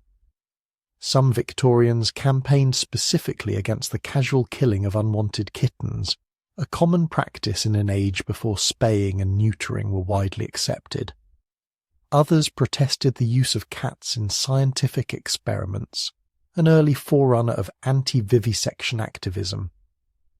For the first time in history, there were organised voices speaking not just for valuable racehorses or hunting dogs, but for ordinary cats. The idea that society owed them a measure of protection was beginning to take root. Of course, ideas spread fastest when the powerful and famous embraced them. And the Victorian era had no shortage of notable cat lovers. Queen Victoria herself kept cats and spoke fondly of them. Her approval mattered. When the monarch was known to favour a species, that species' social standing rose. To own and cherish a cat became a bit more acceptable, a bit more respectable. Writers too put their reputations behind feline affection.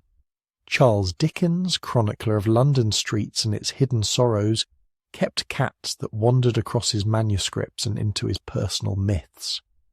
One of his cats, when it died, supposedly had its paw turned into a letter opener, morbid by modern standards, but also a kind of homage, a way of keeping the animal present in his daily life.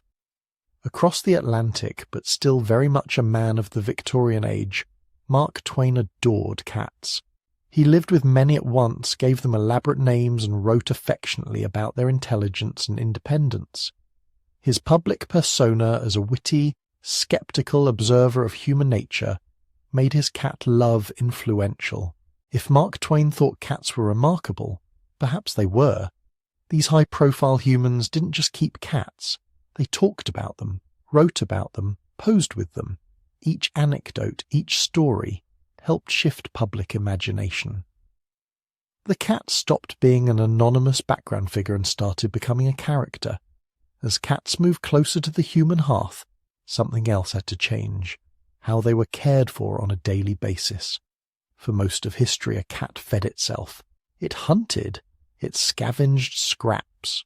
It ate what it could, when it could. Humans might toss it leftovers, but there was no concept of cat food. The Victorian period didn't yet have the modern kibble and canned meals that would flood the 20th century, but the groundwork was being laid. Commercial dog foods appeared first, pressed biscuits marketed to urban dog owners who no longer had easy access to slaughterhouse waste or farm offcuts. Soon, enterprising manufacturers realized there was a smaller, quieter market waiting. People who wanted specialized food for their cats. Early cat foods were primitive by modern nutritional standards, often just adaptations of dog biscuits or meat scraps preserved in new industrial ways. They weren't universal or even common, but they introduced an idea that cats might have their own dietary needs, distinct from humans and dogs. Litter, as we know it today, wouldn't be invented until the mid-20th century, but Victorians were already improvising indoor solutions. A truly indoor cat needed somewhere to relieve itself when the streets were muddy, crowded, or unsafe. Sandboxes, ashtrays, piles of soil in a corner, all crude ancestors of what would become commercial cat litter. The principle was emerging. Cats could be fully indoor animals, their needs managed within the home. Alongside food and primitive facilities came other products: collars, decorative bells, grooming tools. Each new object tightened the bond between cat and owner, turning care into a routine and routine into relationship. Culture, as always, followed close behind. Victorian literature and art were full of symbolism, allegory, and moral lessons. Cats, with their elusive nature and nocturnal habits, fit easily into that symbolic world. They appeared in children's stories as sly tricksters or loyal companions. In illustrations they curled on hearthrugs, perched on bookcases, peered out from behind lace curtains. Painters captured them in domestic scenes: a child asleep with a cat at their feet, an old woman knitting while a cat watches the fire. These images helped fix the animal in the public imagination as part of the ideal home. Warmth, safety, continuity, a soft living presence amidst the hardness of industrial life. Even when cats appeared as witches' familiars or symbols of mystery, they were now clearly domestic cats, not wild spirits from the fields. Their world was fireplaces and staircases, not forests and deserts. Behind the scenes of all this cultural attention, another quiet bureaucracy was forming: cat registries. If you want breeds, you need records. If you want records, you need organizations. And if you want organizations, you need rules. Cat clubs formed, at first small and local, then national. They kept stud books, written registers of cats' parentage. Breeders sent in names, lineages, descriptions. Over time, these scattered notes grew into formal pedigrees, multi-generation charts showing exactly who begat whom. This might seem like dry paperwork, but it did something profound. It turned certain cats into documented individuals with official identities that extended beyond their own lifetimes. A particular Tom or Queen could now influence the look and temperament of future generations, even long after they were gone, because their names on paper guided breeding decisions. In the language of genetics, this was a new kind of selection pressure layered on top of the old ones. In the language of history, it was the moment when the cat ceased to be purely a product of natural and informal human selection and became an object of deliberate design. By the end of the Victorian era, the transformation was well underway. The cat had stepped out of the barn and into the parlour. It had been measured, classified, bred, and adored. Its suffering had begun to matter to strangers. Its image appeared in stories, paintings, and advertisements. Its meals and toilet habits were slowly being systematized. The modern house cat was no longer just a shadow in the corner. It was a presence, soft, deliberate, and perfectly adapted to a world of carpets and curtains, tea times and ticking clocks. A creature that had survived deserts, ships, plagues, and superstition, now curling up on embroidered cushions in the heart of the largest empire on earth. And as the 19th century gave way to the 20th, the cat was about to make its final leap. From useful companion and ornamental pet to a fully integrated member of the modern human household. Picture this. It's the early 1900s. The world is loud, smoky, industrial. Steam engines sigh in rail yards, factory whistles scream at dawn, and in the shadows of all this metal and soot, there are cats. They're not pampered yet. No designer collars, no feather wands, no curated social media pages. These are working animals. Barn cats patrolling haylofts for mice. Alley cats weaving through back streets behind bakeries and butcher shops. Ship cats curled in coils of rope, sailing between continents on coal-powered freighters. They're still doing the job they first took on 10,000 years ago in those dusty granaries of the Fertile Crescent, controlling pests, keeping the food supply safe. Quiet employees, paid in rodents. Then the world goes to war.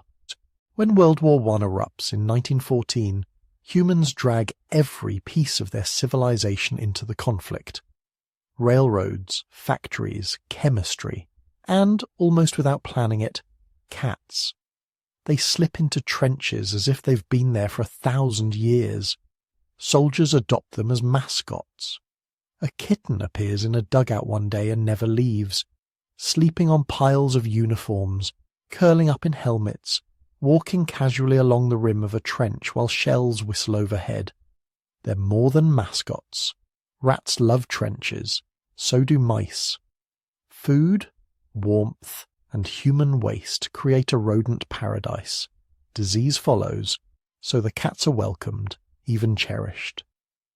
Young men, far from home, write letters about trench cats who sleep on their chests and purr through artillery barrages. It's hard to measure what that purring meant in a landscape of fear, but you can imagine it. A small warm body, vibrating with that low, steady sound. A reminder that somewhere outside the mud and wire there is still softness in the world. At sea, cats are officially part of the crew. Naval ships and merchant vessels bring them aboard to protect precious food stores from rats. Photographs show sailors cradling kittens on battleships, a strange contrast of tiny paws and huge guns. Some ship cats become legends in their own right. Their stories passed from ship to ship like lucky charms. They cross oceans, survive storms, adapt to life on heaving metal decks. 5,000 years ago, their ancestors rowed the boats of Egyptian traders down the Nile. Now they're sailing in steel across the Atlantic. World War II only deepens this connection. Again the world fractures. Again humans find themselves in trenches and bunkers and submarines. And again cats follow. In bombed-out cities, people risk precious food to share scraps with neighbourhood cats. Soldiers in North Africa and the Pacific name their feline companions, pose for photos with them, write about them in diaries that still survive. In a time of rationing, blackouts and constant bad news, cats become tiny islands of normalcy, something soft to touch when everything else has turned to metal and stone. But while wars rage, another quiet revolution is gathering strength. Not on battlefields, but in basements and hardware stores. It's 1947 in Michigan.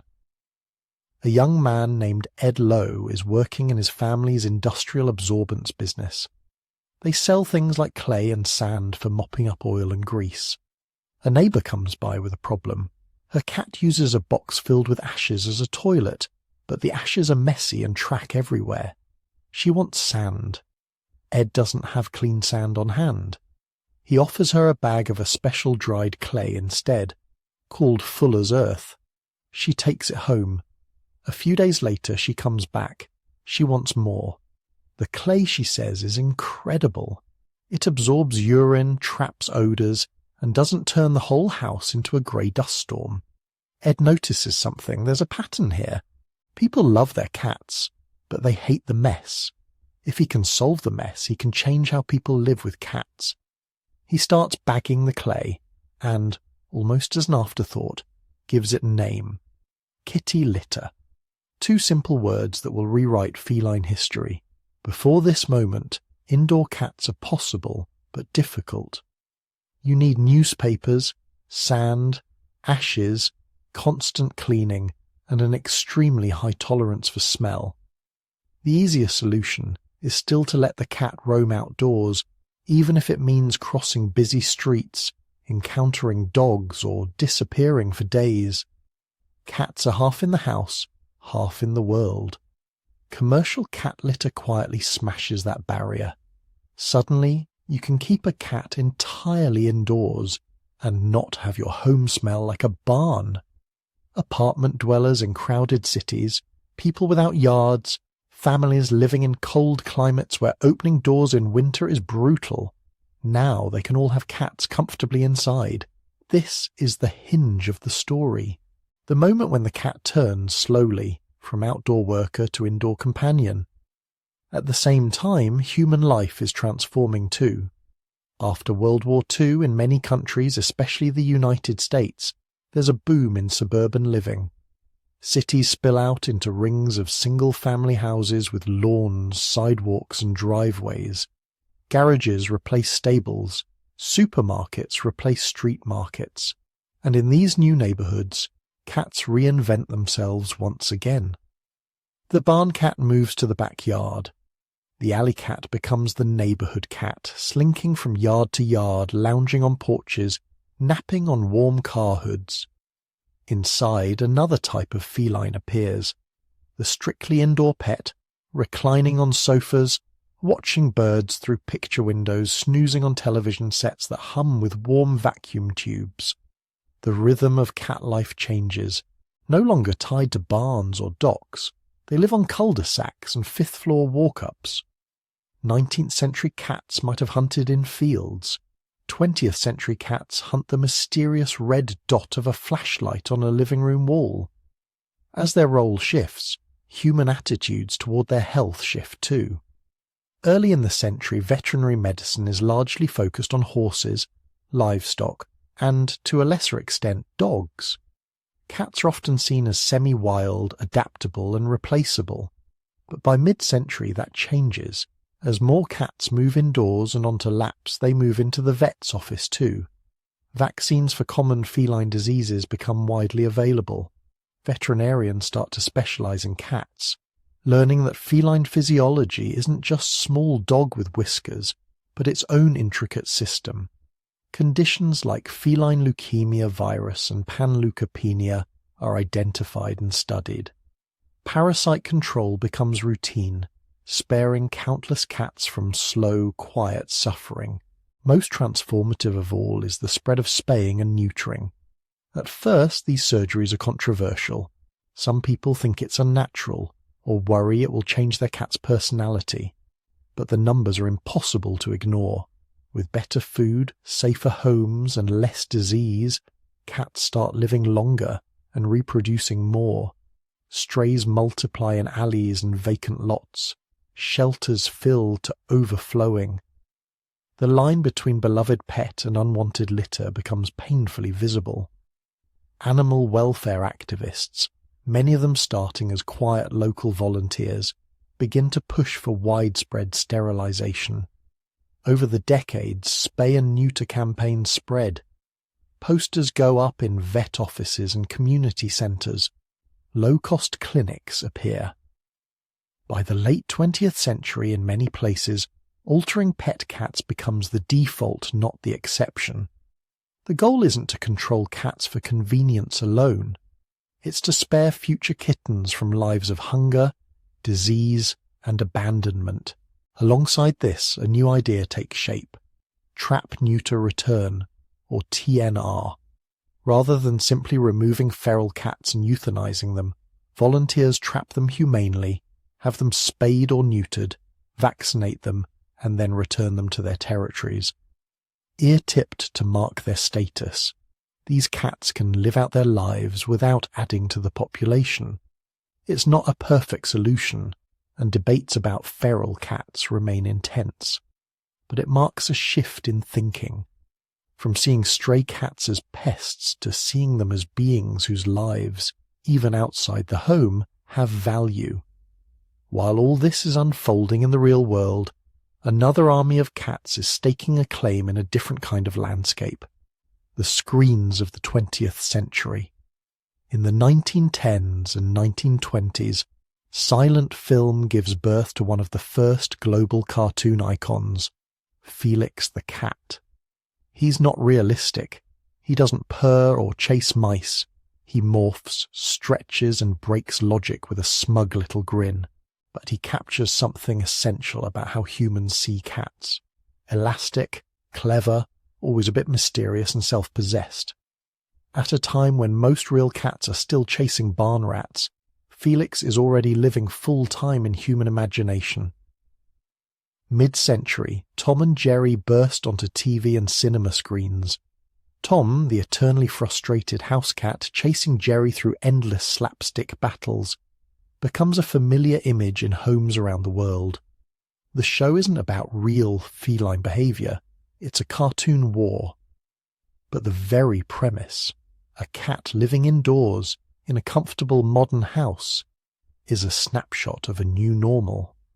Then, in 1978, a lasagna-loving orange tabby named Garfield saunters onto newspaper pages. Garfield doesn't catch mice. He sleeps, eats, judges is human, and delivers sarcastic commentary on modern life. He's the fully domesticated cat distilled into pure attitude.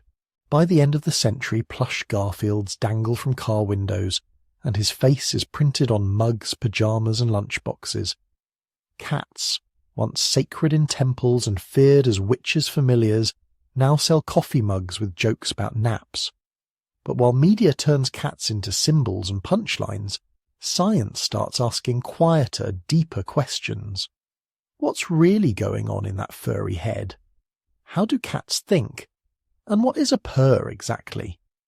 Early in the century, animal behaviour studies focus more on dogs, primates, and laboratory rodents. Cats are often called untrainable or aloof, and scientists ignore them. Gradually that changes. Researchers begin observing feral cat colonies, house cats, and those liminal neighbourhood cats who slip between worlds. They notice social structures that are more flexible than pack animals, but not as solitary as once assumed. Mother cats cooperate in raising kittens. Unrelated cats form loose alliances around reliable food sources. The purr, long assumed to be a simple sign of contentment, reveals layers. Recordings show that cats purr not just when they're happy, but when they're injured, anxious, even dying. Analyses find that the frequency of the purr often falls in a range that can promote bone healing and tissue repair in laboratory conditions. Scientists begin to float hypotheses. Maybe purring isn't just to signal to others, but a kind of internal therapy, a built-in healing mechanism. Cognition studies test whether cats recognize their own names, follow pointing gestures, remember problem-solving tasks over time. The picture that emerges is subtle. Cats aren't small dogs, and they don't always perform on command. But they do form mental maps of their homes, track the movement of their humans by sound alone, and learn routines with impressive precision. They know when it's dinner time. They know where the treat cabinet is. They know when the carrier appears. Good things usually do not follow. As science discovers more about what cats need to thrive, a new debate stirs, one that will only grow louder in the 21st century. Should cats be allowed to roam outside? For millennia, the question didn't exist. A cat was an outdoor animal who might visit the indoors. But now, with traffic, high-rise buildings, and dense urban environments, the outdoors is more dangerous. Cars, dogs, predators, poisons, even well-meaning people who don't like strays, all pose risks. Vets and animal welfare groups begin to notice that indoor-only cats tend to live longer lives, free from many common injuries and infections. At the same time, ecologists raise alarms about cats hunting birds and small mammals, especially in areas where local species have never evolved with feline predators. Studies in some regions suggest that free-roaming cats can put serious pressure on vulnerable wildlife populations. The cat, once a guardian of granaries and ships, is now powerful enough to reshape suburban ecosystems, and yet there's another side. Outdoor access gives many cats exercise, mental stimulation, and a chance to express their full behavioral repertoire, climbing, stalking, exploring. For people who grew up with door-flap cats who came and went with the sunrise, the idea of a cat who never touches grass can feel wrong, even cruel. So the 20th century ends with a tension that's never fully resolved. On one side, safety, conservation, long lifespans on soft couches.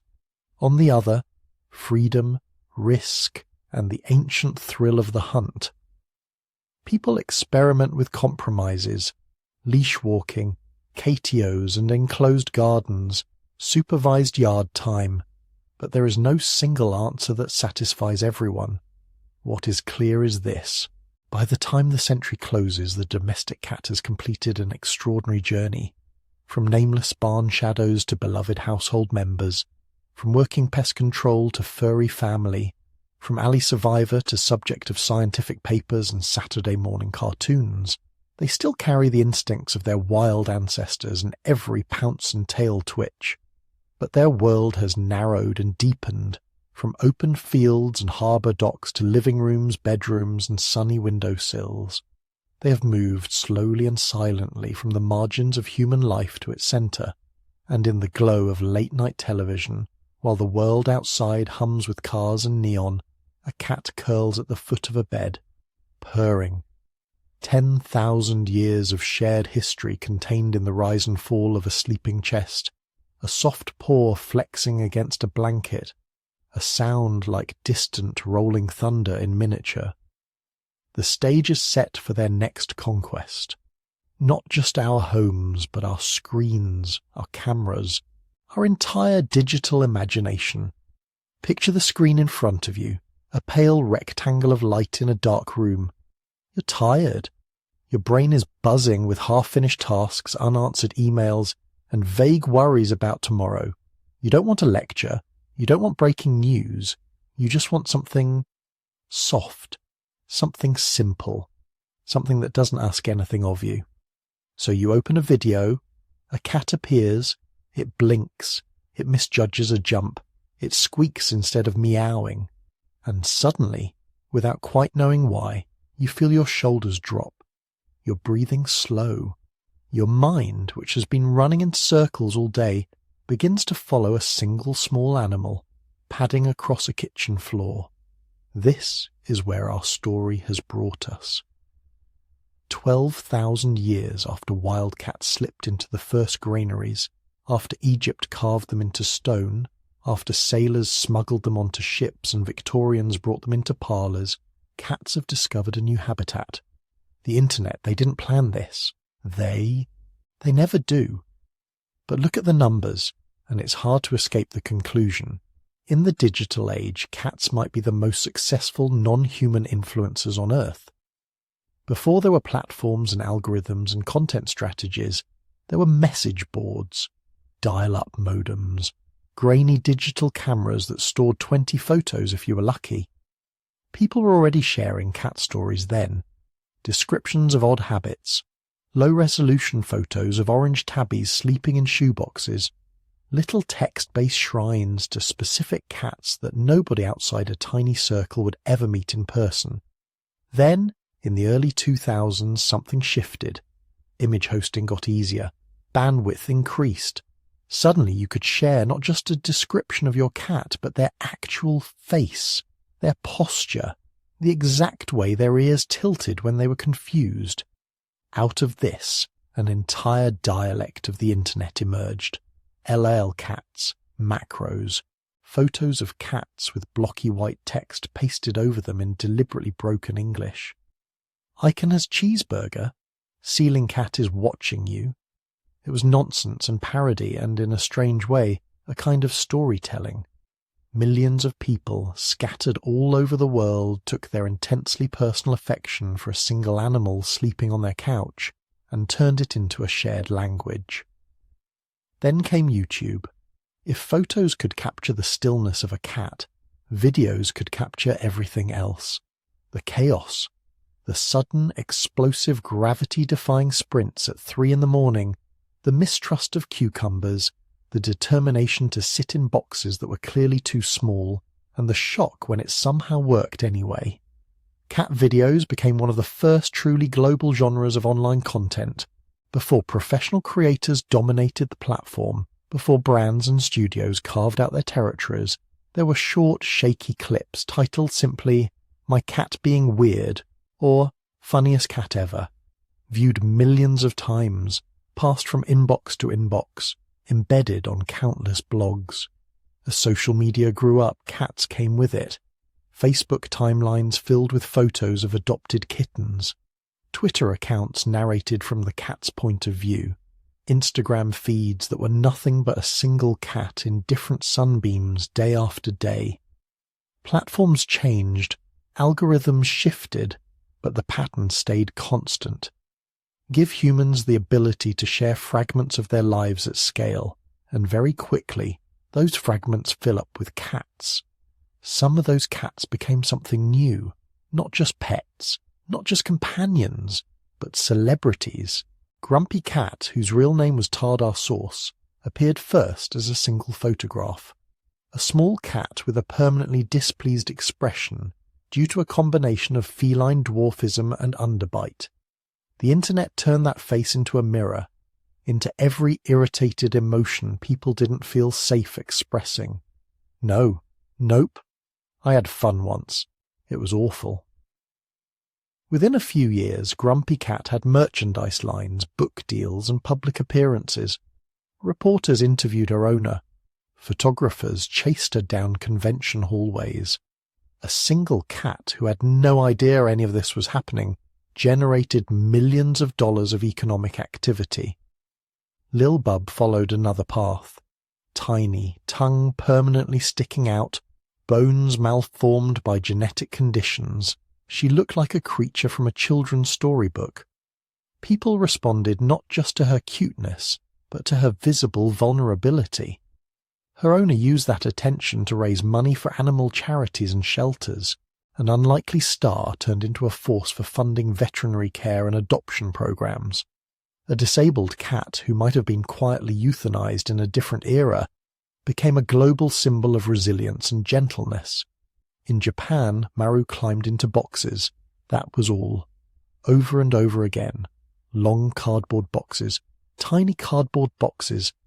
Boxes that clearly could not contain him, except that somehow, through sheer determination and an alarming flexibility, they did. His videos drew tens of millions of views. He became so popular that researchers actually studied why people liked watching him so much. The answer was deceptively simple. It made them feel good, calm, amused, but in a quiet, low-stress way. This is one of the mysteries of the digital age. In a world overflowing with high-budget entertainment, special effects, and carefully engineered addictive content, why do so many people still choose, again and again, to watch a cat playing with a crumpled receipt? Psychologists have some ideas. When you see something cute, round face, big eyes, small body, your brain fires up circuits originally tuned for infant care, nurturing responses, protective instincts. These circuits are deeply wired. They're about survival, not logic. A kitten tumbling off a couch onto a soft rug can trigger the same wave of tenderness as a human baby reaching for your finger. At the same time, cat videos are low stakes. The plot is never complicated. The outcome is rarely tragic. You can watch for 10 seconds or 10 minutes and step away easily. Compared to news feeds full of conflict and crisis, a cat trying to catch a laser pointer is emotional breathing room, a tiny, portable pocket of safety. Studies suggest that people who watch cat videos report lower stress, more positive emotions, even a bit of relief from guilt and anxiety. It's not therapy in the clinical sense, but it's soothing, predictable, shareable. You send a cat clip to a friend and you're not just sharing entertainment. You're sending a tiny wordless message. Take a break, breathe, here's something gentle. While the internet was busy turning cats into memes and minor deities, scientists were quietly using digital tools for something else, to understand cats as a species better than ever before. Geneticists began sequencing cat DNA on a massive scale. House cats from different continents, feral cats from islands and ports, pedigreed show cats with carefully tracked lineages. When they compared all these genomes, patterns emerged. They could see the signature of those first domestication events in the Near East, 10,000 to 12,000 years ago. They could see how cats hitched rides along trade routes, their genes spreading from grain stores in the Fertile Crescent to ports on the Mediterranean, then out along shipping lanes to Asia, Africa, and eventually the Americas and Oceania. An invisible migration, traced not by pottery fragments and stone tools, but by tiny variations in DNA. Modern studies suggest that nearly all domestic cats on Earth today descend from a single wild ancestor species, Felis Silvestris libica, the Near Eastern wildcat. As empires rose and fell, as languages shifted and religions changed, the cats kept moving. Now, in the age of spreadsheets and satellites, we can finally map their path with some precision. Each hair you sweep off your couch carries a barcode of history. Scientists are also using data to explore the cat-human bond itself. Surveys, heart rate monitors, brain imaging experiments. They show something that cat owners have suspected for a long time. Cats notice us. They track our movements, our routines, the tone of our voices. They recognize their names, even if they choose to ignore them. They form attachments that, in many cases, look strikingly similar to those of human infants toward their caregivers. Not always, not every cat, but often enough to be more than coincidence. All of this is happening against a backdrop of sheer numbers that would have stunned the first farmers who let wildcats into their granaries. By many estimates, there are now more than 600 million cats in the world. Some live in apartments and houses, eating carefully formulated diets and visiting veterinarians for regular checkups. Others live on farms and in workshops, semi-feral, tolerated as long as they catch mice. Millions more inhabit the in-between spaces, alleys, docks, abandoned lots, urban parks. Some are fed by volunteers, others rely on dumpsters and hunting. This global feline population has become the centre of new ethical debates. outdoor cats, especially in places where native wildlife evolved without feline predators, can cause significant ecological damage.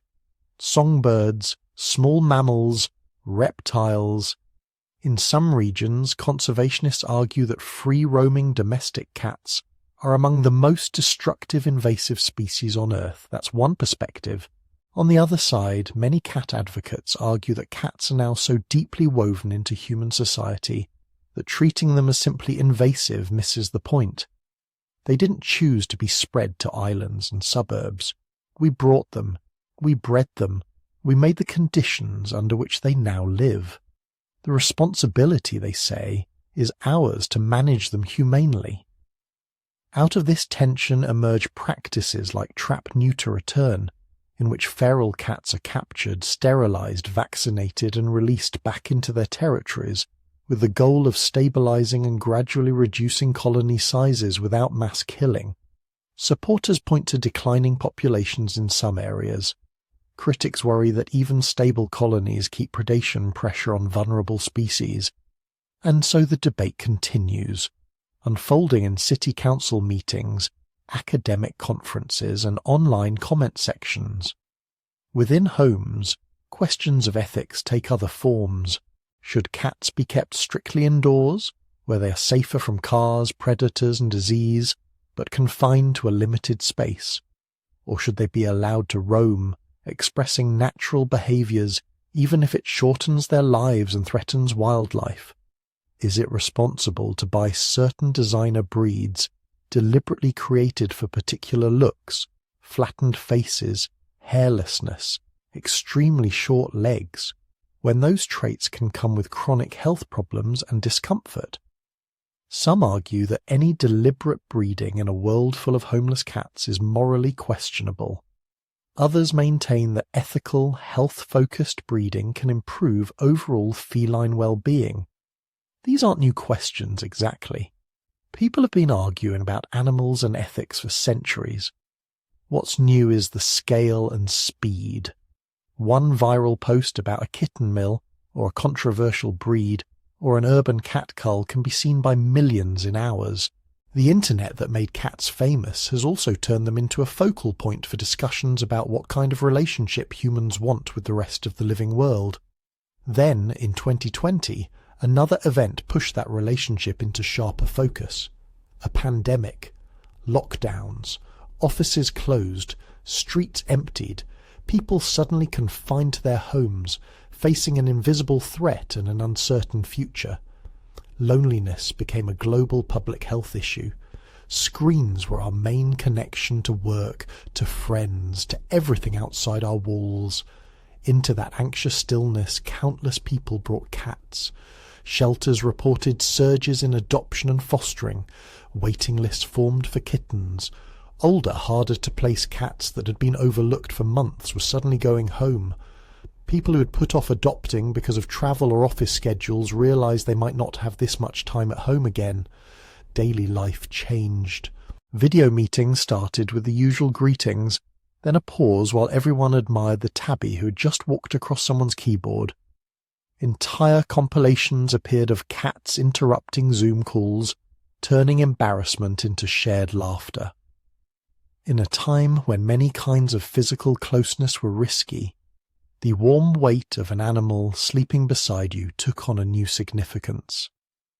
Researchers studying mental health during the pandemic found that companion animals, including cats, were often cited as crucial sources of comfort. Routine, feeding, grooming, playing, gave structure to days that might otherwise have blurred into one another. Stroking fur reduced heart rates and stress hormones. The simple knowledge that another living being was in the room, breathing, blinking, occasionally demanding food at exactly the wrong moment, anchored people who felt unmoored. If the agricultural revolution gave us cats as grain guardians, and the Victorian era gave us cats as cherished indoor companions, the pandemic era highlighted another role: cats as co-isolated partners, sharing a very modern kind of uncertainty. And beyond this present moment, the future of cats keeps unfolding. Biotechnology is probing the edges of what is possible. Cloning services offer for a high price to create genetic copies of beloved cats that have died. The result looks similar, sometimes eerily so, but it is not the same individual. Behaviour and personality are shaped by more than DNA, by chance, by environment, by the subtle interactions that start at birth. Still, for some grieving owners, the idea of continuity is compelling. Genetic editing raises other possibilities. Could we, in theory, engineer cats who are hypoallergenic, or who do not hunt wildlife, or who are resistant to common diseases? Technically, perhaps. Ethically, the questions are far more complex. At what point does a cat, shaped and sculpted by human preference at the genetic level, become something fundamentally different from the opportunistic wildcats who first crept into our storage rooms? At the same time, more ordinary forms of future cat are already emerging. Breeds tuned for apartment living, interactive toys and feeders that connect to smartphones, GPS collars and health trackers that upload data to the cloud. Somewhere, right now, a person on a different continent can open an app, watch a live video of their cat napping in a sunbeam, and remotely dispense a treat. The species that once survived by stalking mice under starlight is now, in many homes, monitored by infrared cameras and machine learning algorithms that track its movement patterns. A veterinarian might one day diagnose arthritis or heart disease not by waiting for visible symptoms, but by analysing months of subtle behavioural data automatically collected from the cat's everyday life. And through all of this, through memes and merchandise, genetic maps and ethical arguments, cats remain what they have always been. Soft-footed predators who somehow found a way to live among us without ever entirely belonging to us. On your screen, a video loops. A kitten chasing its tail, spinning in clumsy circles until it topples over, blinking with unbothered confusion. On your couch, perhaps, a real cat curls into a denser circle, tail over nose, ears flicking at sounds you can't hear. From the first grain stores to fibre optic cables, from torches to touch screens, we have been watching them. And in their own quiet way, they have been watching us back. Picture this.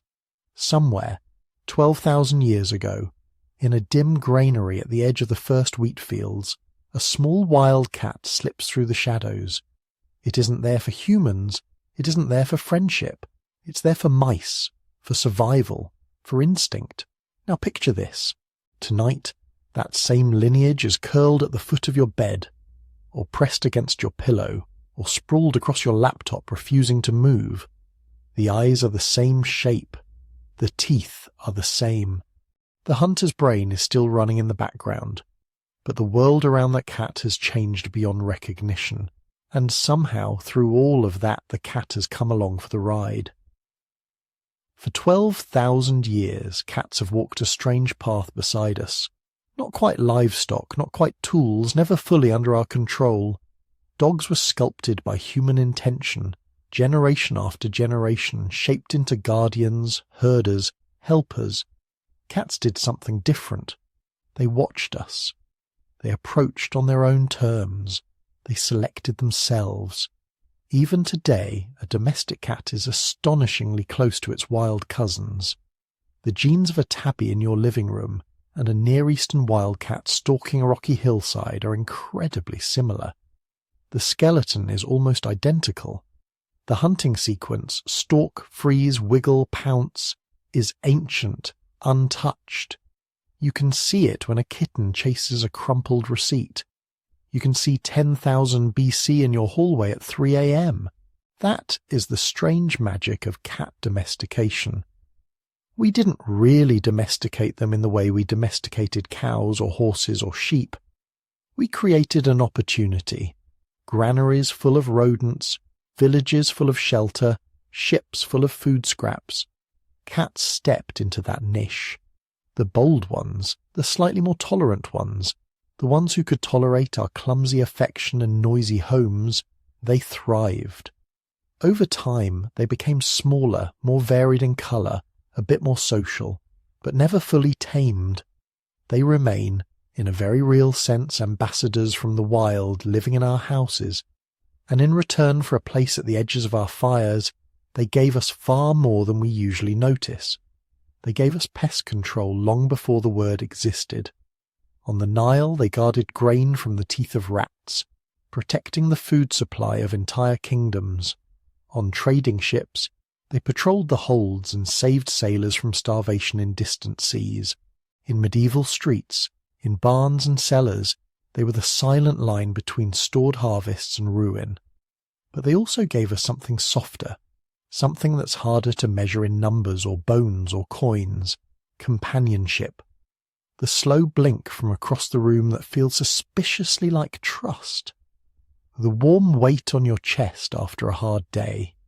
The quiet purr vibrating through the darkness when the rest of the world feels uncertain. For centuries, people have written about cats as guardians of dreams, as keepers of secrets, as quiet witnesses to our private lives. They sat beside Egyptian scribes under oil lamps, curled beneath the chairs of Roman philosophers, hid under the benches of medieval taverns, posed stiffly in Victorian portraits, and then, centuries later, exploded into endless, ridiculous GIFs and videos, looping endlessly on phone screens across the planet. From sacred statues in temples to reaction memes on the internet, cats have remained themselves, independent, unimpressed, occasionally affectionate, frequently mysterious. And that mystery is part of why we can't look away. Other domestic animals give us devotion, obedience, clear signals of emotion. Cats give us ambiguity, a tail flick that might mean irritation or might mean excitement. A sudden midnight sprint that could be play, or could be some ancient desert hunter rehearsing for a life it will never need to lead. We project stories into those silences. We wonder what they're thinking as they stare into corners we can't see. In every era, that combination of closeness and distance has fascinated us. A creature that lives in our homes, but seems to belong somehow to another world. And yet, despite all the legends, all the superstitions, all the centuries of fear and adoration, the core relationship is simple. We give them shelter, food, warmth, and a place to sleep in the sun. They give us a little control over the pests that would eat our food.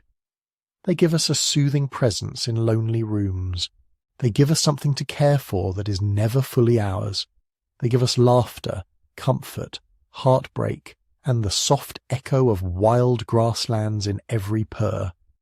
If you've come this far in the story, through ancient fields, temple walls, plague-ridden streets, Victorian parlors, and all the way to the digital age, thank you for sharing this journey through 12,000 years of purring. If you'd like to keep exploring histories like this, you can gently tap like and subscribe to join our little community here. It helps more than you might think, and it lets us keep making long, calm stories for you to fall asleep to. I'd love to know where you're listening from tonight. A city apartment, a dorm room, a farmhouse, a ship at sea. If you feel like sharing, leave a comment with your country or your city. And, if you have a cat, tell us their name and maybe one small story about them. Somewhere out there, someone else falling asleep might be listening with their own cat tucked under the covers. If you want to go one step further, there's also an optional channel membership here on YouTube. It's never expected, but it's greatly appreciated. Members help support the time and research that go into these long, quiet journeys, and any support of any kind, including simply watching and resting, is received with real gratitude. For now, wherever you are, lights low, headphones on, a cat purring nearby, or just the memory of one, I hope your mind feels a little softer, a little calmer, knowing the path that brought those soft paws to your pillow. From the wild edges of the first farms to the quiet of your room tonight, thank you for spending this time exploring the history of cats, rest well, and may your dreams be accompanied by 12,000 years of gentle purring,